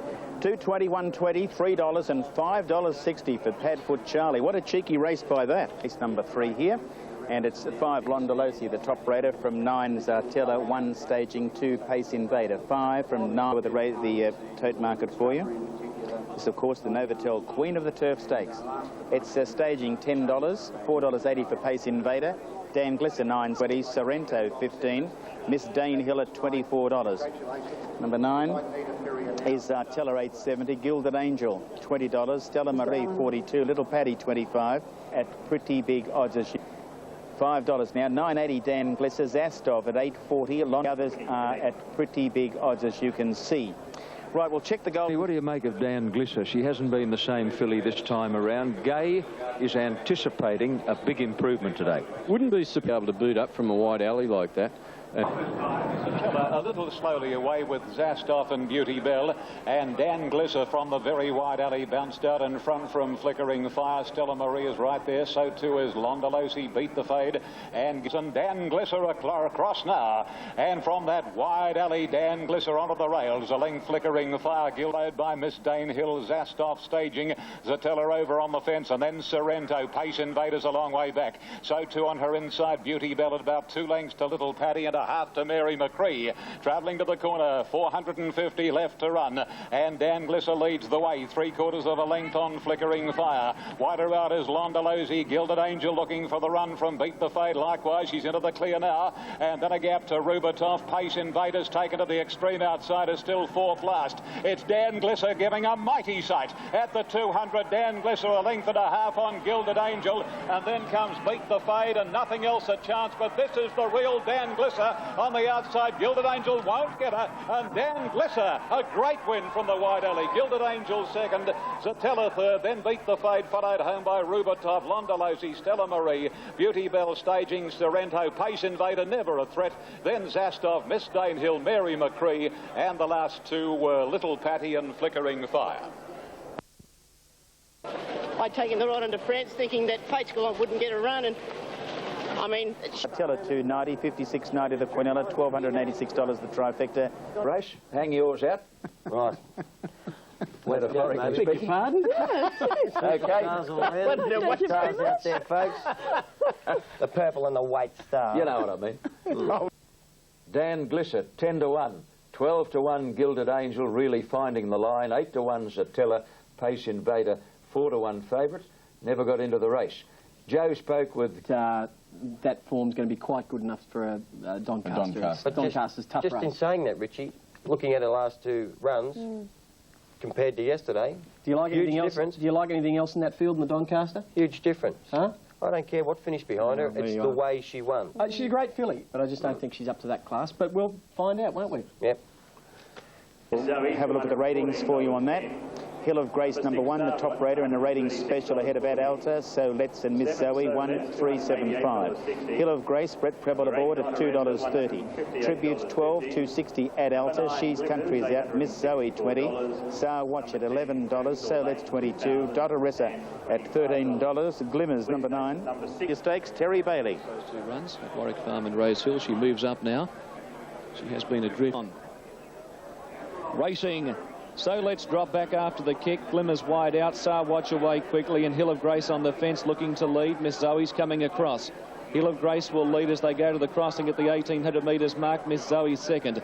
Glimmers is wide out on the fence. Sar Watch, Dotteressa in the centre from Kirkstall Lane. This is the order as they come down the side of the track. And racing up to the 800. Glimmers in charge, a length and a half. Second, the outside, So Let's. The back of the speed is Hill of Grace. 3/4 away is Ad Alta, a length and a half to Sar Watch. So the 3 Kiwis are 3, 4 and 5. 1 back is Miss Zoe, the fence, Kirkstall Lane. Tributes the VRC Oaks winner. She's about to come wide and start a run, and Dotteressa last as they turn the bend.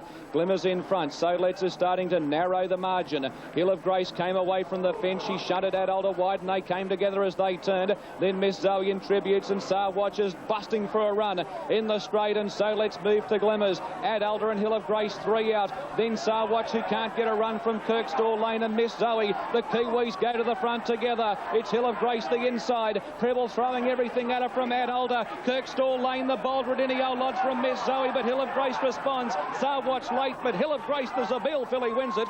Photo the minus, Kirkstall Lane, Sarwatch, no luck whatsoever from Miss Zoe in the photo. Adulta was next from Glimmers, then Tributes, Dotteressa, and So Let's last in. Adulta, but it was hard ridden by... Melbourne Cup's going to be able to beat. What about continue? Approximates, Hill of Grace 180-110, Kirkstall Lane 21.50, Miss Zoe 380, $164 the Quinilla. We've been hearing that she might run in the Derby rather than the Oaks. What's happening? We Still don't know. no decision made. Richard, what would you do with her if she Run was her in the yours? Oaks. Would you? Yeah, I think you'd have to say she's beaten, 150 to 1 shot by not far. And I would think that would be recommendation to stick with your own sex and not try and take on the colts. Very. We'll update Rose Hill. 7 Showella on top from 1 Tie the Knot, 2 Rebel and 3 Streak. 7 from 1, 2 and 3. This of course is the Mercedes Classic. Tie the Knot $1.50, 17 Rebel, Streak 29, 39 Edward Bray, Arena $5.10, 36 Mighty Padrille, Showella 9.10, Cloth of Gold is at 14. Animal, isn't it? Let's go and enjoy as there's no natural pacemaker in the race. Who will lead? Racing. Oh, Tie the Knot was away quickly. He's landed a length in front at the start. Mighty Padrille away quickly. Showella and Streak one away from the fence going forward. And Arena striding up wide out on the track. Mighty Padrille, the bolter, goes to the front as they come down the straight on the first occasion. Arena wide working across to be second. Tie the Knot quickly on the rail from Streak. Coming up to the 800 metres mark, and Mighty Padrille running the race of his life. Led by a length and a half on Showella. Tie the Knot the inside. Then came Arena a neck away. It'll be a race of tactics between Di and Cassidy. Here's Marshall on Cloth of Gold, sending the 3-year-old Cloth of Gold forward. Rebel on the fence from Streak, and 2 lengths Edward Bray as they near the bend. 500 metres out in the Mercedes Classic. Mighty Padrille in front of Showella. Arena 3 out. Tie the Knot's bursting for a run, and Cloth of Gold chiming in. In the straight proper at the 300, and the mare had raced to the front.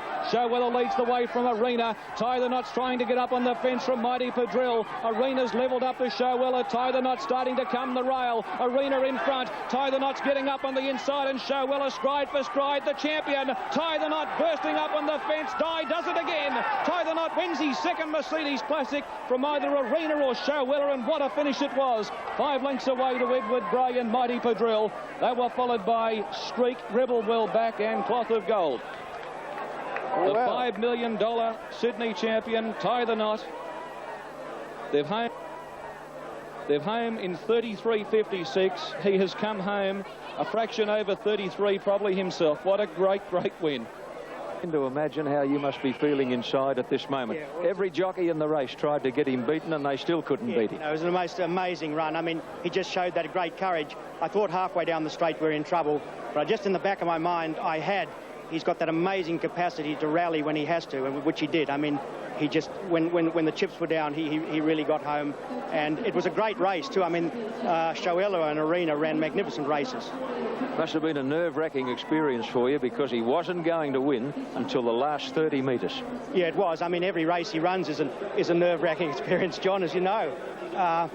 But he's a joy to own, and he's such a wonderful horse. I mean, he's just on the same level as Octagonal now in Group 1 wins. So that's pretty exclusive company, isn't it? Sandy is an old time. Got a little bit of buffeting near the post. Here's John Tapp. Well, they all the best you've been on. Oh, he's one of them, there's no doubt about that. But it's just a shame he can't produce his best form in Melbourne. You know, he's practically unbeatable in Sydney, and I know the horse very, very well. He just doesn't produce what he can in Melbourne the way he does here in every run. He did in the Cox Plate, he has done in a Caulfield Cup, but for some reason he gets to that Flemington, he's not the same horse. This has been a great race for you. Is that 4? Please just say the horse so well. That's his 10th Group 1 win. Only Kingston Town with 14 is ahead of him. And you love stats, Macca. $5.3 million. He is chasing the Big O with 5.8, isn't he?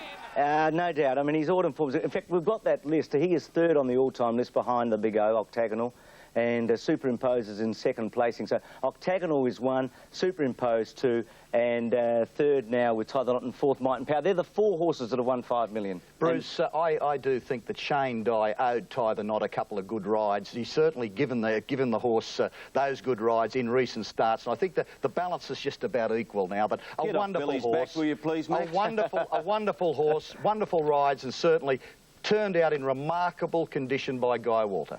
33.56 the last 600 metres. That'd win an Oakley plate, wouldn't it? Yeah, look, it would. And Keith, if he wins the Sydney Cup for a third time, he makes a special mark. Look, I've got stats galore that say he's not nearly as good as Might and Power, not nearly as good as Better Well, Loose. stick them in your back kick at least, because he's a very good horse. I'm going to throw him away. If he wins the Sydney Cup for a third time, we'll remember him forever too, won't we? Oh, so we should. We'll always remember him as being an outstanding horse. You know, the only thing I can't... 11 to 8. Sorry, mate. I was going to say, I thought Showella's run in the race was good. I mean, fabulous, because she had to do all the bullocking work into the straight. She had to take off and race up outside the leader. She got tightened too on the line. There wasn't much room. Yeah. And Arena. The bridesmaid he is, isn't he? But as I gutsy understand as he's ever. going to be retired. She'd be my That tip might for be the the last time we see Who, Arena? Is Shoella? Right, he's going to stud, isn't he, to Lomar Park. Now, question. How the hell are they going to beat him in the Sydney Cup? I reckon with the weight change, which Shoella will get the advantage of in the Sydney Cup, I reckon she might beat him. Do you really? There you go. Tell you what worries me about Shoella, Richard. I had a long talk with Frank Ritchie about her yesterday. Frank concedes that she's a highly talented mare and can stay all day. He said, but oh, she's finicky, she's dicey. One little brush. Crown Glory with Damien Oliver to ride. Here is the Sky ratings, and it shows that One Road to Success is on top ahead of 3 Great Crusader, 13 French Braids and 17 Fates Gallant. And the market shows Road to Success at 15, 330 is 30 Lad, Great Crusader 20, 18 Kudamutu, De France at 40, 20 King of Danes, 7 is out, Phoenix Park at $10. Dan Beasley aboard. Over to Continuum 76, Veteran 63, 24 Preserve, Belle de Jour 11, French Braids at $5.90, $69 Operettas, Crowned Glory at $8.90, and Miss Fates Gallant at $14, and the rate 20, 45 De France. King of Danes 19, 7 is out, about 6 out of line. Phoenix Park $11, number 8. 79 Continuum, Veteran 68, 20 Preserve, Belle de Jour 11, 630 French Braids, 60 Operettas, 740 Crown Glory, Miss Thunderstood $98. And over the page, one more, Fates Gallant at $12. Assertive Lad at $3.70, French Braids, Crown Glory have both been heavily backed. Under all hands in the air. Line cleared and they're set for the Amy Golden Slipper. They're racing and Belle de Jour came up in the air. Beasley was nearly catapulted out of the saddle. Away quickly, French Braids. King of Danes going quickly. Great Crusader, Phoenix Park, Misunderstood, showing plenty of speed. Phoenix Park is very wide as they settle down. On settling, King of Danes leads the way from Great Crusader. Phoenix Park now third on the fence. Road to Success moving up around Assertive Lad. 2 lengths away, French Braids. Then Misunderstood. She's in between runners. Fate Gallant wide on the track, starting to go around the outside as they come down the side from Operettas de France. Preserve is a long way back in front of her. Crown Glory with Veteran. Then Belle de Jour and Continuum last on the fence. King of Danes in front. Leads by a length on his Queensland counterpart. That's Great Crusader. 2 lengths Phoenix Park. Assertive Lads under the bat. They were followed by French Braids. Road to Success. Great Crusader ambled up on the outside of King of Danes. 2 lengths Assertive Lad and French Braids about to burst into clear. Phoenix Park in front of her. Great Crusaders hit the lead at the 200 from King of Danes. They were followed by Assertive Lad. And here's the winner. Crown Glory starting to storm home with Belle de Jour. Belle de Jour's got the run with Crown Glory. Belle de Jour hit the lead. And one of the great wins in the Golden Slipper after bungling the start. She's won it from Crown Glory. What a performance. Third's a photo. Assertive Lad or Continuum from French Braids, Phoenix Park and King of Danes. Misunderstood, Great Crusader, Preserve there. They were followed by De France, Road to Success, Veteran. Then came Operettas, Kutamutu, Fate Gallant. That is unbelievable. Has missed the kick, went up in the air at the start, has come from nowhere. How did she win the slipper? It looked like Crown Glory for all money at the 100 when she moved up, but she's failed. And Belle de Jour, an absolute breath. Belle de Jour by De Hare out of Delightful Belle, a great mare herself. And John Singleton said, if I win the Golden Slipper, he will shout for the public, free beer for the rest of the day. And I can... Well, you've got to see to believe it, folks. You would have... Thanks, Marie. All right, Simon Marshall, we'll go to you now, mate. Right, let's take you to Simon Marshall. at me, just go straight to the outside and we'll be out of trouble. But he didn't, so I had to stay there, and I just got the dream run right up the middle. Yeah. Hey, mate, 50 metres from home, you still think you were going to win from there? I saw Damien's filly kick back, and I was thinking, oh, come on, just find that little bit more. And we found it, and we got the money. What about Clary? He's just pulled down about 4 people out of the grandstand and nearly ripped the grandstand down. How is it, mate? Mate, I can't describe the feeling. Your first golden slipper, then? Yes, that's right. I just want to say hello to my kids at home. From where I just didn't think I don't know how it did it. Greatest in slipper history. I don't know how it made it. I had sort of given up hope, and then I said, here it comes. The last filly I saw was almost unseated, a freak riding performance. Yeah. You better throw a bit extra into the swing. He'll be looked after. Congratulations to you both. Thanks so much. Thanks.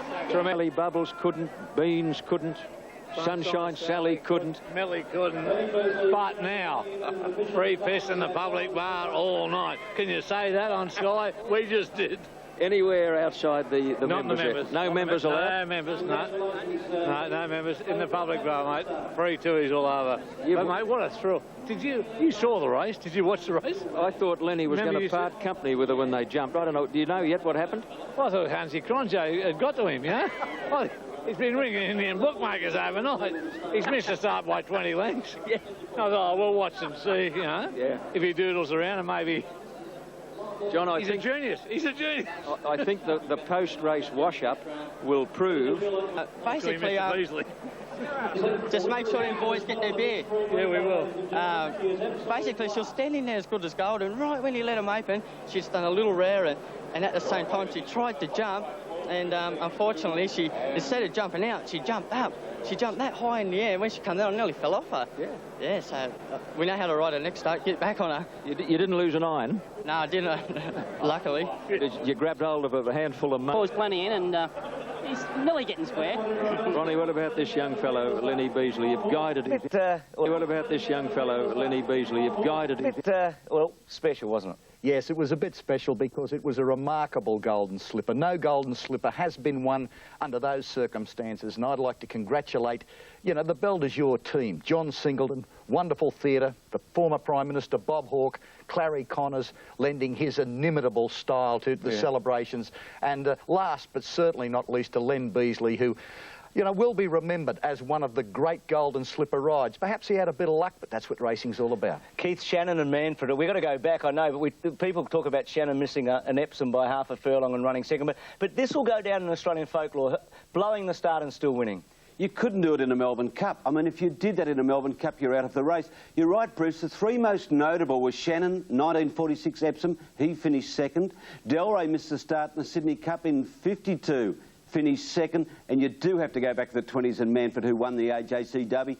This was absolutely unbelievable. You say the poor little filly knocked a tooth out when the barriers clanged her. Let's go to the race. You analyse it. You can only really come up with one word. It was quite freakish because I don't know what would have happened if she got away. She didn't, and look at her now. I can't disagree with that, Keith. Yeah, no, it's just one that we're never going to forget, and it's great. And I think Todman and Vane were probably the 2 most memorable for different reasons. Todman set the standard and Vane beat Special Girl so decisively. And I think this is probably right there with them, and maybe the most famous golden slipper in history. I would say the most famous. Yeah. Theirs was famous for reasons you pointed out. This was famous for something which Keith said it was freakish. Yeah, it was. Good morning to you, but you saw a lot of it on the screens, I'm sure. Morning, Graham. Yeah, it was fantastic, though. It was one of the best spectacles I think I've seen, and I don't think there can be a better promotion for racing than to have free piss in the public bar till stumps. I don't know if you can say that on Sky. You just did. You just did. And of course all the free beer. I mean, didn't the crowd when they said that the free beer, courtesy of Singer, was on at 3:45? Yeah, Wow! now, but not in the members. And the official beer tab was 30,000 they spent. Holy smoke. 30,000. But I'll tell Probably you not what, as much as I thought they probably spent. Well, first prize was $1.5 million. They can afford the 30,000. I'm tipping there was a few guys riding 1 leading 4 there yesterday, Joe, in the public bar. And, you know, you can't take anything away from her, but I thought if she hadn't missed the kick, she mightn't have won the race. I know that sounds strange, that the horse that can miss the kick 1.5 lengths, and that's actually helped her. But it made Lenny Ryder back in the field, and all the winning chances came from back in the field. And she got the cruisy run through, and you see her getting a gap here inside Crown Glory and just outside Assertive Lad. She's going to get right between them. And Lenny's just giving it all to her, and she's giving her best and gets up on the line. It's fantastic. Simon. Third, fourth and fifth, all raced before Christmas. Yes, but that doesn't mean anything. Okay, hang on, say that again. What was this? First, third, fourth and fifth. All raced before Christmas. That defies your theory. No, it doesn't defy my theory. My theory is I don't take any notice till after Christmas. They can all race and win and but I don't take any notice till after Christmas. I'm sick of talking about this. Hey, Damien? Yeah, I was trying on my first golden slipper at the 50-metre mark, but, you know, Belle de Jour snuck through on the inside there and just nailed us. She tried her... Actually, even though he drew barrier 8, I do think it beat him. Like, if he had drawn in, I suppose half the field's the same, I think he would have won. I just had to do too much work, and I knew it was going to happen. I had to just work too hard for the first 400 metres to get across, end up one back, one out, the run of the race. I had to push him that little bit too much, and that's what told the last 50 metres. But it happens every year. Al Masco should have won the slipper if he'd drawn one. You know, every year this... The Belle de Jour came from last to win the golden slipper was that it must have been a very weak golden slipper. Well, I'd be a bit careful. I thought the field was pretty average myself, but you can make a mistake. Horses can improve. A race that you think's very average, all of a sudden, can be very good. Just 3 years ago, Ebony Grove won the AJC Derby, and I, along with a lot of others, said that was a very, very ordinary Derby, one of the weakest. Hidden in that Derby were Intergaze and Might and Power. Now, I don't think Intergaze and Might and Power, or their equivalents, were hidden in the golden slipper yesterday. But just be careful. I think Belle de Jour is very, very good, and there's a couple of other horses who'll get a lot better, including Crowned Glory. Terry Bailey for race 8, the last event on Slipper Day 2000. Rally late for leg spin, and they're in the absolute perfect start. Keener wide out away very quickly, and huge demands burning across from wide out and will lead. Huge demand in front. Dignity Dancer, Vason Lee on a limb, one away, Normal Practice.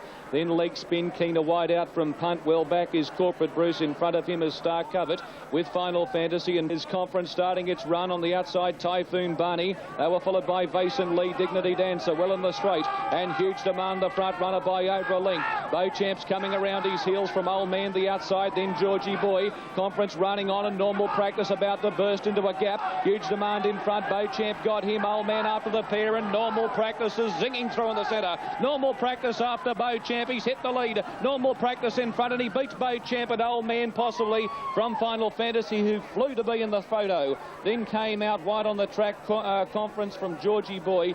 Dignity Dancer, huge demand. And them again, 10, 3, 7, Quinella and Trifecta dividends are there for you. Handsome dividends. Came out wide on the second event here at Randwick, and a tote call, and also the ratings on that event. And it shows that number 9, Kamina, is on top. 18, another Misty. 8, Shelf Knot. 10, Spinning Hill. 9, 18, 8 and 10 are the ratings on the San Miguel Sapphire Stakes. It's a list of events, and here we go. August 9, Kamina 240, Spinning Hill 960, 36 Venticello, Rippling Mill 20, Miguel Sapphire Stakes. Moving in. Okay, Shadow, they're moving into line well. Just a few out. Kamina is Kamina favourite racing. Kamina Fairy Tales away quickly. Marty's Magic and out wide Spinning Hill, and also Verdict declared wide out, and Shalt Not away quickly. And there's Rippling Mill and Arthur's Last burning through. Rippling Mill leads Arthur's Last, Verdict declared, and further out on the track, Spinning Hill. It's on the fence, and Fortunata last of all. Rippling Mill at the 600 pole in front, 3/4 Verdict declared, 2 lengths Arthur's Last. Spinning Hill on the fence, Snippet's Last. They were followed by Kamina just behind those looking for a run. Shalt Not outside of her from another Misty Heather. And further back in the field is Marty's Magic. It's Rippling Mill at the 300 point in front. She got away from Verdict declared. Snippet's Last coming through the gap, and Spinning Hill on the outside. Kamina taking a while to wind up. Spinning Hill's moved up to Snippet's Last from Rippling Mill. Kamina starting to finish it off. Rippling Mill, Spinning Hill's hit the lead from Snippet's Last. It's Spinning Hill in front of Snippet's Last, in front and will win. Spinning Hill's just won it from either Snippet's Last or Heather. They were followed by Kamina close up from Fortunata, then Rippling Mill. Further back another Misty. They were followed by Arthur's Last, Shalt Not. Then Prenuptial, Dame Kath, Marty's Magic. $3,006 being the trifecta on 10, 22.17. Let's look ahead to Caulfield. Yeah, she was taken to Melbourne during the spring to contest some of the good races down there. She was just nutted in one of those too. She certainly was, yeah. She's always promised a lot, Spinning Hill, and I thought a well-deserved victory yesterday. A horse worth following too, Kenny. To show you the prize money of yesterday's race, now that was a minor race. Spinning Hill, a pretty useful filly, in 9 previous starts had won 96 grand, which was pretty good. Yesterday, for winning just a listed race on this day, she got 170,000 for first, so it sure was worthwhile having your horses ready for the $8 million day. And I think you can probably... Tomato ground and that heather right along the fence there. Yeah, good on the 7, you said there, Darren. No, I thought the winner just fell in. Didn't want to be any further than 20 or so more metres. See Heather getting along the rail. On the black that's the only place they made up ground. Yeah. Time Dome Nice is a win in this horse, Darren? It's just going to be so hard. You're just going to have to put a line through all the form out of that meeting. I agree. Okay, moving on now to the San Miguel Adrian Knox Stakes. This carried $500,000. In the ratings, and it's 3 Spotswood on top ratings-wise, ahead of 6 Stella Marie, 5 Dotteressa, 1 Gilded Angel. Gilded Angel came up at $10, $3.40 for Copacabana, Spotswood $3.70, 18 Go You Beauty. Dotteressa is at $8. Number 6 is Stella Marie, $4.25. Fly By Night, $24. 30 Dot the Eyes. Lava Lady is scratched. Act out. Ryan York rides Spotswood. He won the race for Jack Denham last year with Starry Way, who led virtually all of the way. Well behaved. And the gates crash back, and Keener near the inside, and on the rail, Fly By Night away quickly. Coco Cabana and Stella Marie and Spotswood going forward after the start.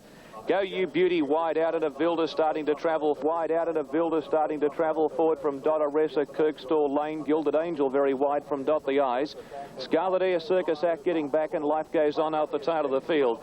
Coco Cabana's out very wide with Stella Marie over the 1,600-metre crossing, and the favourite now goes to the front from Stella Marie. 2 lengths to Go You Beauty on a limb. It's a muddling speed, and a Vilda whipped up to make a line of 4. 2 away Spotswood. Dotteressa, the blue colours going past her from Keener. Fly By Night on the fence. 2 lengths to Kirkstall Lane. Dot the Eyes. 2 lengths to then Dot the Eyes, Circus Act and Gilded Angel. A long way back from Life Goes On and Scarlet Air. 850 to run in the Adrian Knox, and a Vilda just coasting along in front with no pressure. Led by a length and a half on Dotteressa, and Go You Beauty on the fence. 3/4 Spotswood, and the Kiwi filly is beautifully positioned. 1 away Stella Marie, and Coco Cabana's in traffic on the fence. Going around her, Kirkstall Lane from Keener. Gilded Angel starts a run, then Fly By Night, Circus Act, Dot the Eyes, Life Goes On and Scarlet Air. On the bend, 500 metres to go. A Vilda in front, given a bit more leather. Straightened up by 3/4 of a length on Dotteressa. 1 away Spotswood and Kirkstall Lane. 2 lengths Stella Marie, and then came Coco Cabana on the fence a long way off them. Dotteressa being nursed by Cassidy. It raced to the front at the 300. Got 3/4 on a Vilda. 2 lengths Kirkstall Lane, but the papa went for home, and Dotteressa shot away. 100 metres to go. Dotteressa 2 lengths on a Vilda and Kirkstall Lane. Then Spotswood and Fly By Night, but Dotteressa's killing them. Dotteressa won 2.5 lengths to a Vilda and Kirkstall Lane. They were followed by Spotswood, then Life Goes On and Fly By Night. No Coco Cabana from Stella Marie and Keener. Gilded Angel well back with Scarlet Air, Circus Act, and near the tail of the field would have been Dot the Eyes. And the other Kiwi filly pulling... 62.30, 6.10 a Vilda, Kirkstall Lane 3.70, 88.70 the Quinella, and the trifecta 2,061. The winner at 8 to 1, 16 to 1 of Vilda, 16 to 1 Kirkstall Lane, who proved... How did you see that race as potential Oaks trials there from some of the horses that finished behind it? I think you've got to be a bit suspect of the form. I think you've got to just take that as a race that suited certain horses that could race a certain pattern. Now, if the track's the same, I guess it's valid. If the track's... I thought I'd just get the tape from Darren Beedman the previous race, cut it in there. First 2 horses round the turn, with the first 2 horses home again. T, can you all right in that race? All right. If it would have been race 8, I'd have been saying, what are you doing, you palooka? Well, it was a big test for Coco Cabana yesterday and simply didn't measure up. Joe, you don't know that because he was back in the field, which we're trying to tell you, darling. Everything, the first 2 horses round the turn were the first 2 horses home. Despite that, I think she was disappointing yesterday. Ken, did you win yesterday? I don't think so. Don't ask pertinent questions. Don't look at that settling page there, Richie. Graham, I never got cited. There's none on the receipt side. Now, Darren, it is winner. It is winner. Can't you hear? I'm a deaf bloke. One winner? I didn't even get sighted. Dirty. Boy's guilty on it. I think we'll just pause for a moment there, folks. Australian Derby. This is race number 4 coming up, Rich. And here we'll have a look at the Sky ratings and also the tote market. It's Blackfriars, the top rater 100, Fairway 97, Diatribe 97, Hill of Grace 97. I think he's got him pretty right there. Yeah, we'll soon know in about 21 minutes or so. $7 Shogun Lodge, Fairway 15, 13 Diatribe, Blackfriars at 340, Freemason 770, Oval Office at 30, 184 Liberty Hall. It's been disappointing, hasn't it? He has been, but he's been on wet track. All right. Bias Bay 91, Ken Concarney 16, 20 for Padfoot Charlie. Good run the other day too. Yeah, out of the blue. In the mounting yard. Right. Second pick, number 7, Crawl. I think this race doesn't have much pace in it, and I think Crawl might be fairly close to the... 175, Tony Brussels, Derby of a Australian Guinea. Medium of a very heavy betting plunge here, Blackfriars. Very heavily backed, and he is now out looking for Shadow, the Australian Derby, having won the Victoria Derby, defeating Shogun Lodge. Friars runs the favourite, and the gates are back. That was a great start. Bias Bay away quickly. Liberty Hall was going back shortly after the start. Hill of Grace away smartly, and Uncle Nugget on the fence showing speed. Bias Bay's going to rush through at the post and go to the front from Uncle Nugget. Fairways wide, travelling up around Hill of Grace. One away on the outside now, Voyager from Shogun Lodge. Then Crawl inside of Blackfriars, and Charles has found himself a beautiful spot, centre field, one out. Khan, Diatribe, Freemason, Padford Charlie, and still last of all is Cloth of Gold as they come down past the 950. It's Fairway in front, leading over a length on now, Voyager and Bias Bay. Hill of Gold is beautifully positioned to have a crack at them whenever they want to go forward. They were followed by on the fence then, pushing through Uncle Nugget. 3/4 away is Shogun Lodge, 2 lengths to Crawl. Inside of Blackfriars, Oval Office went around him. 2 away in the field, Liberty Hall, Freemason, Ken Khan. They were followed on the fence by Padford Charlie. Diatribe's been shuffled back. He's second last and Cloth of Gold last. Around the bend, Fairway in front of now, Voyager. Hill of Grace 3 out. Bias Bay the fence and Shogun Lodge about to be let down. Then came Uncle Nugget, and further out is Oval Office from Blackfriars. They've reached the 200 and Fairway's got a kick. Shogun Lodge is 2 lengths away. He's giving chase, but Fairway's in front at the 100. Shogun Lodge trying hard. It's the real Fairway today. York's going to do it like they did last year with Sky Heights all the way in the Derby, and he wins it brilliantly. Fairway first from Shogun Lodge. Photo third, now Voyager or Padford Charlie. Bias Bay ran the race of his life. They were followed just behind those then by Hill of Grace. Diatribe wide out from Crawl. No Blackfriars. Well back in the field, pulling up quickly was Oval Office. Then came Freemason, Liberty Hall, Ken Khan, Uncle Nugget and Cloth of Gold last in. Well, dare I say it, there's going to be one hell of a scene when the connections come down to the enclosure after. Of Australian racing, John. Johnny, we're sick of worrying about it. I think Jack Denham is as well, and we'll never know what happened, but forget it. We put it behind us and he's there today. He's made it. Now, so, obviously, he's... I mean, Brian York said to us, maybe it was the track, and we thought that was a cop-out, but, you know, he's been right. It could have been the track that day. So, anyway, we're here, Derby Day, and we've won it. It's just amazing. Easy and so relaxed. They don't get beaten, you know. Well, we thought he was the best horse in the race. That's why I tipped him, and so did you, Brian. And it just goes to show, too, the top of the straight and the acceleration that he's got. Yeah, well, I just held him up until we got to the horizon, let him go off the horizon. He just pinged away. Mate, what about nice race? Well, hasn't been well of late, I'm told. No. You might be watching us at home today, so Jack, if you are, all the very best to you, mate. Fairway at 12-1, Shogun Lodge 11-2, now Voyager 30-1, and Blackfriars at 2-1. I can't remember a favourite in a major race at Randwick that looked as good as Blackfriars did parading, that had a better run, one horse off the fence in transit than he had, and he didn't give a solitary yelp. Does anybody know what happened to him? Well, look, I didn't pick him on top there yesterday, Tabby, because I didn't think he'd improved enough like he should have. I honestly thought that he was disappointing all his runs this time in. I know he'd run some great sectional times and so forth, but I just thought he was lacking that little bit of classy turn of foot, which we've seen him win a Victorian Derby. When Greg Childs on... Have all missed the points of the Derby. There was 2 major points of the Derby. The biggest form reversal in 140 years of the race. No one seemed to worry too much about it. There was newspaper reports before Rosehill that the horse had missed work. I don't know whether he had or not. Jack Denham said he hadn't. He'd come out in the Rosehill Guineas, went disgraceful, absolutely disgraceful, easing from 5 to 4 on to 10 to 9. Yesterday he bounced to the front and it was the old fairway. It was a huge form reversal. Well, hang on though. Now, hold on, let me finish. And also, the second major point about the Derby was that they took 1:21 to run the first 1,200 metres and 1:12 to run the second 1,200 metres. What hope do you think, what would you have done in the race if you're on one of those, jogging along 20 lengths off the lead, running 1:21? I would have nicked off at the half mile and made a race of it. Of course you would have. Why didn't some of these palookas? We wrap them every week. Aren't they great jockeys? Aren't they champions? I agree with Johnny Hawkes. Most of them are overpaid. They look good when there's 1 or 2 chances in a midweek race at Canterbury. Put them in a classic at Randwick. 1:21 for the first 1,200. They all go like sheep, line up one behind the other. Boys, and we wrap them week in, week out. Boys, if you're sitting there eating your toast and your coffee this morning, Kenny's just had a third egg and crack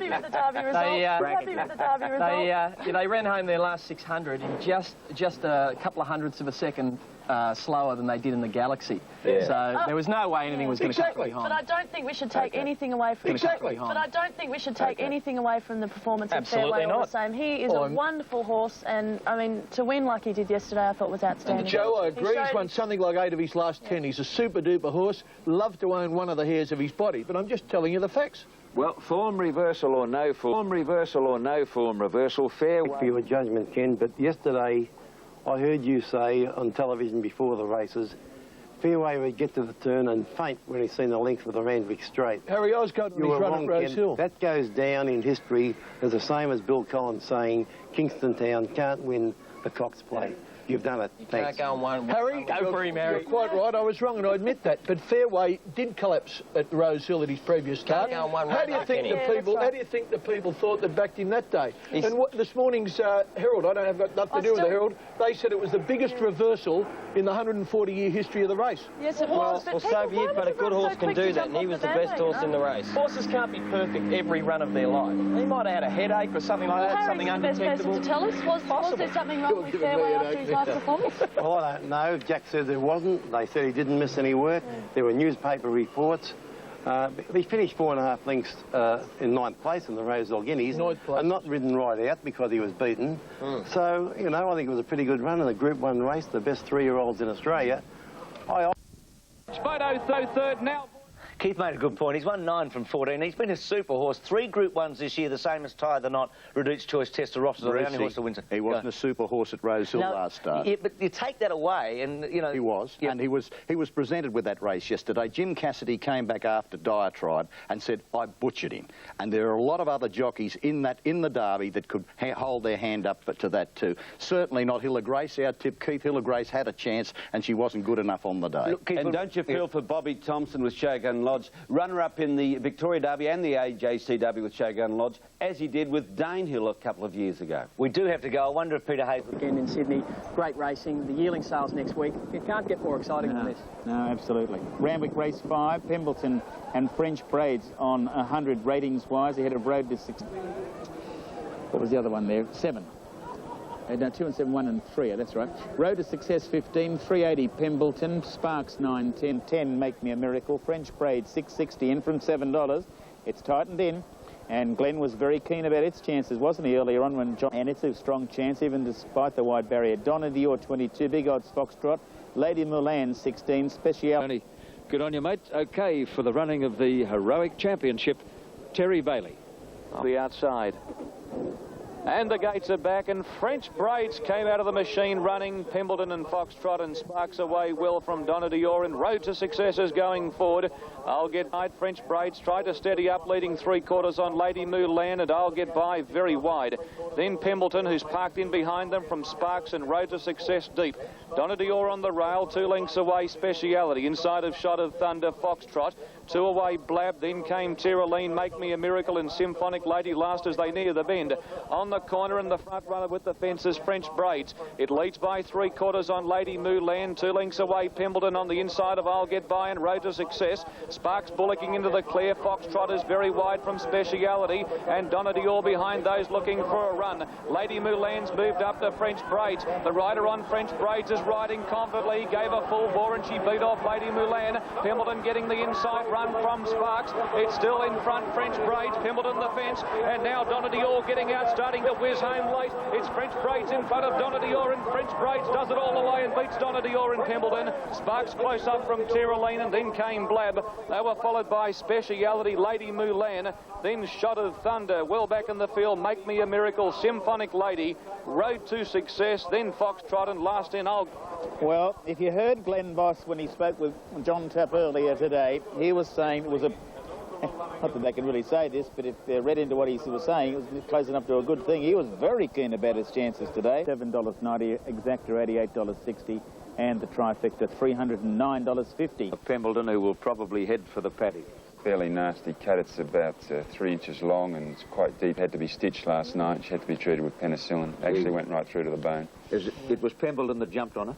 No, I think it was Road to Success, but she crossed them when she crossed them early. 5 is Easy Rocking. Darren Beebman is aboard. We'll be with Darren in a moment. Easy Rocking is at 100. Miss Penny Money 100. Black Bean 100. Sports at $97. 5, 6, 7 ahead of number 2. Toledo 17. 24 Sports. Ab Initio 27. 13 Guineas. Easy Rocking 360. 540 Miss Penny Money. And then we've got 760 Black Bean. Paint is at $10. Number 8. Commands 12, 21 Magic Music, Catatonic 10, 36 Padstow, Mask Party. Easy Rocking from 9 Commands and 11 Catatonic. This is the Galaxy, and it's at Group 1 level. Just a mere $1 million in prize money. Oh, that's all.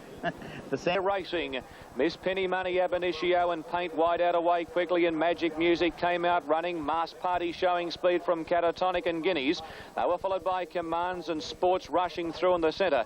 2 lengths to Miss Penny Money. She's back worse than centre field and wide. They were followed by Toledo, Pride and Power, Padstow, Enciano, and Black Beaners at the tail of the field with Easy Rocking coming down the side at the 650. Magic Music on the outside of Mask Party. Paint 3 out, Ab Initio 4 wide, Catatonic right in that group. 1 away Commands hugging the fence, being kept company by Guineas as they come around the bend from Sports. A margin of 2 lengths in the field of Padstow. Easy Rocking's back second last. Miss Penny Money's just in front of him. In the straight, Magic Music leads the way. Commands ambled up on the outside, and Commands has moved up to Magic Music. 2 lengths away is Sports. Padstow's getting out and running on, and down the centre Guineas. Commands in front leads the way. Back to the inside, Black Bean starting to charge home. Black Bean coming 2 to their 1, moved up, grabbed the lead. Black Bean put his nose in front, very tight. I think he won it. Black Bean a nose Commands, but there's nothing in it. Second horse on the outside has fought back on the line. Padstow a photo third from Toledo. They were followed by Guineas, Magic Music, and then came Sports. Further back was Paint from Easy Rocking. Miss Penny Money, never a chance. Then further out on the track to Enciano, Ab Initio, Catatonic, Mask Party, and one of the last, Pride and Power. Pretty tight this. Number 7. Black Bean has just won. He got a long head in front, I do believe, with 50 metres to go, but Commands has kicked again, and Black Bean has just won it on the inside by an absolute breath in a very, very tight photo finish. His first Group 1 winner. What a thrill. Yeah, I'm speechless. Well, don't be speechless. This is an interview. I'm speechless. And the first handshake, Matt, came from Peter Hayes, which is a compliment for you. Yeah, no, I get along well with Pete down at Flemington. Now, mate, do you realise he was stone mothers in Matt's stable, and David there'd be no more thrilled person than David. No one's put more into racing than David Moore. Yeah. Here he comes. Have they touched? And bang, he has touched him. So he comes out, he makes contact with Commands, and you do see Commands stumble slightly when it happened. And it's right on the post, isn't it? It may be too late. The post, in the context of the race and where it happened, we couldn't be satisfied that that bump has cost Commands the race, and we therefore dismiss the objection. The placings will stand. Thank you. Okay, Black Bean, Bretty Preble at 10 to 1. Commands was second at 8 to 1, and Padstow. John Size had place getters in both the Galaxy and the Don, and Easy Rocking. Checked in the home straight, started favourite at 3 to 1. And the Graham... Yes. Oh, there's a big crowd here. Is there? Huge crowd. Yeah, massive crowd, and they're all waiting for the outcome of this protest. Here are the ratings. Here are the ratings. Sunline and Pace Invader. Yes, that's an unusual one. Pace Invader's quite good odds too, showing $62 on the New South Wales. Sunline 370, 20 Adam, Referral 790, 34 odd of the Twist. Al Mansour 19, 10 Bonanova, LA staging at 32, high of 590, 52 La Zagaleta, Camarina 149, Tall Poppy 64, Dan Glisser 12, 15 for over, Pace Invader $62, Noir Sear 59, 220 for market price. Then you go right through to the likes of Superimpose that won it on 2 occasions, the Great Emancipation in 1984, and through to, of course, last year's winner Sunline. Can she do it again? Is the big question. She's well tried on the tape. She's at 370, highs at 460, referral 930 over. Top dangerous over. Saron and the gates are back. Hires missed it. Hires come away last and dropping back. Bonanova after the start. Dan Glisser away quickly from Al Mansour. Sunline firing through and Adams wide out. They were full of market price in the Noir-Sear. 1,000 metres to go. Dan Glisser went to the front. Adams second. Sunline right down there. Tails running third and one away. Tall Poppy, and it's a frantic tempo. Al Mansour is racing on the inside of over. 3 lengths to Zastov dangerous. 3 away in the field is Pace Invader, Camarina, then Referral, Oliver Twist. Well back in the field, staging from La Zagaleta. Hires a mile back with Lease, LA Suez, Bonanova, Noir-Sear and market price. Last of all, a breakneck speed in the Doncaster, and Sunline's moved up on the outside of the filly, Dan Glisser. They're 2 lengths on over, who's under the bat chasing. On the fence, Al Mansour behind those, and then Adam. Charles had a bit of a peep around his shoulder. He gave the Wonder Mare full rein. Sunline on top of the rise in front. She led by a length on the 3-year-old over, who's coming after her. They're well clear from Referral, Tall Poppy and Zastov. Sunline will have to call on all of the champion qualities at the 100. Over's trying to get on terms. Sunline in front. Over's levelled up. Over's put his nose in front. Sunline comes back, but the 3-year-old wins the Doncaster. Over's won it from Sunline. Zastov 4 lengths away, third from Referral. Then Oliver Twist and market price from Dangerous and higher. Then LA Suez, Noir-Sear, Bonanova, Lease. Well back in the field, Pace Invader, Adam. Camarina, Al Mansour pulling up quickly with Tall Poppy staging, Dan Glisser, and La Zagaleta with the tail enders. Number 16. I've had a lot of luck in Sydney over the carnival, ran a lot of placings, and to win this race is just beautiful. Got to reward a lot of people for sticking with you throughout the game. I knew Sunline was always going to be hard to chase down. She's a very tough horse to get past, and I thought if I get near enough level turns in the last 100 metres, really put my horse under pressure, I was a good chance of beating her. And to the horse's credit, when I put him under a fair bit of pressure, he responded, and that's what won. 750, 450. Sunline is $2.10, and Zastov $14.50. His first, and if ever, Bruce, there was an example of the significance of weight in racing, we saw it with Over and Sunline going to the post yesterday. Yeah, gee, 57.5 at the Sunline. I mean, let's go to the race. Bruce, they broke 48 for their first 800 metres, so it was a truly run race. Sunline was forced to carry her weight. Personally, I would have liked to have seen her get a better run. This is an example where a horse can put up a championship performance, be a champion and get beaten. A cardinal sin of riding races at Randwick. He went before the rise. However, in his favour, this was a front runner's track. There was supposedly a fast lane near the fence, and note that nothing behind them is making up any ground at all, and they came home their final 600 in 36 something. They crawled home really, but there's nothing doing anything to them. So it was a funny track yesterday, but one thing is for sure, a magnificent performance by Sunline. He had Over, magnificently ridden by Darren Gauci, was courageous in winning, but Sunline in defeat, responsible for one of the best performances in the history of the race. 8-1, 11-4 favourite, and Zastov placed in yet another major Randwick mile, starting at 66-1, Shadow. John, he's a real bulldog, and you know that's the sort of horse he is. Now you had a number of runners in the race. Which one did you rate as your top chance before the race was run? Oh, I think High was definitely the top chance, and if you watch the race, I still think his run was unbelievable. So but as I said, that's what racing is, and that's why sometimes if you run 2 or 3, the one that has a little bit of luck wins the race, and he was perfectly ridden and had all the luck. He was just touch edgy, and well, he blew the start. What did you think of the track, John? Pretty bloody ordinary, to be quite honest, Ken. I mean, a big day like that, and it's sort of, well, the best horses don't always win on those particular days, and it's... John, if you put him down tomorrow in a fair go at a mile, how far would High beat Over by? Oh, he's much the better horse. There's no doubt about that. I mean, as far as potential, ability, everything. But as I said, things have got to go right in races, Ken. And Over had the perfect run.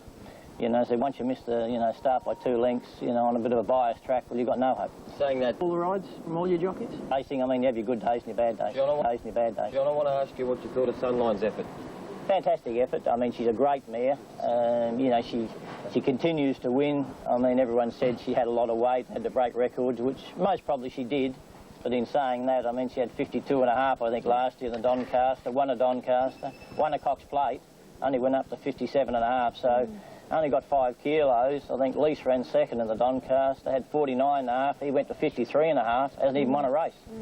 So, she still wasn't that badly weighted, and she should have got a penalty for winning the Cornwall the other day, but that was all the press and the hoo-ha, and they look after the good horses. Do you think, despite her defeat, does deserve champion status? I mean, she tried her heart out yesterday, didn't she? Oh, well, she was a champion, even win or lose. Yeah. I don't think that made her any worse or any better. I mean, it's sort of, she is a champion mare, and she's one of the all-time greats that will go down in history. There's no doubt about that. She was ridden in the race? Oh, definitely was, yes, yeah. It was just probably unfortunate that the other 2 front runs that were with her didn't carry on a little bit further, counter into it. Where does Sunline head now? Probably the Queen Elizabeth on the last day here. It'll be hard to beat in that, you think? Well, it should have to be, yes, yeah. Hope she wins what? Put on us. And, that was unnecessary at the or not unnecessary, it's unwanted. But fought hard under the big weight with over only having 51.5. Courageous in defeat. Yeah, she ran very well. She's honest and tough. I just wrote to get the ride.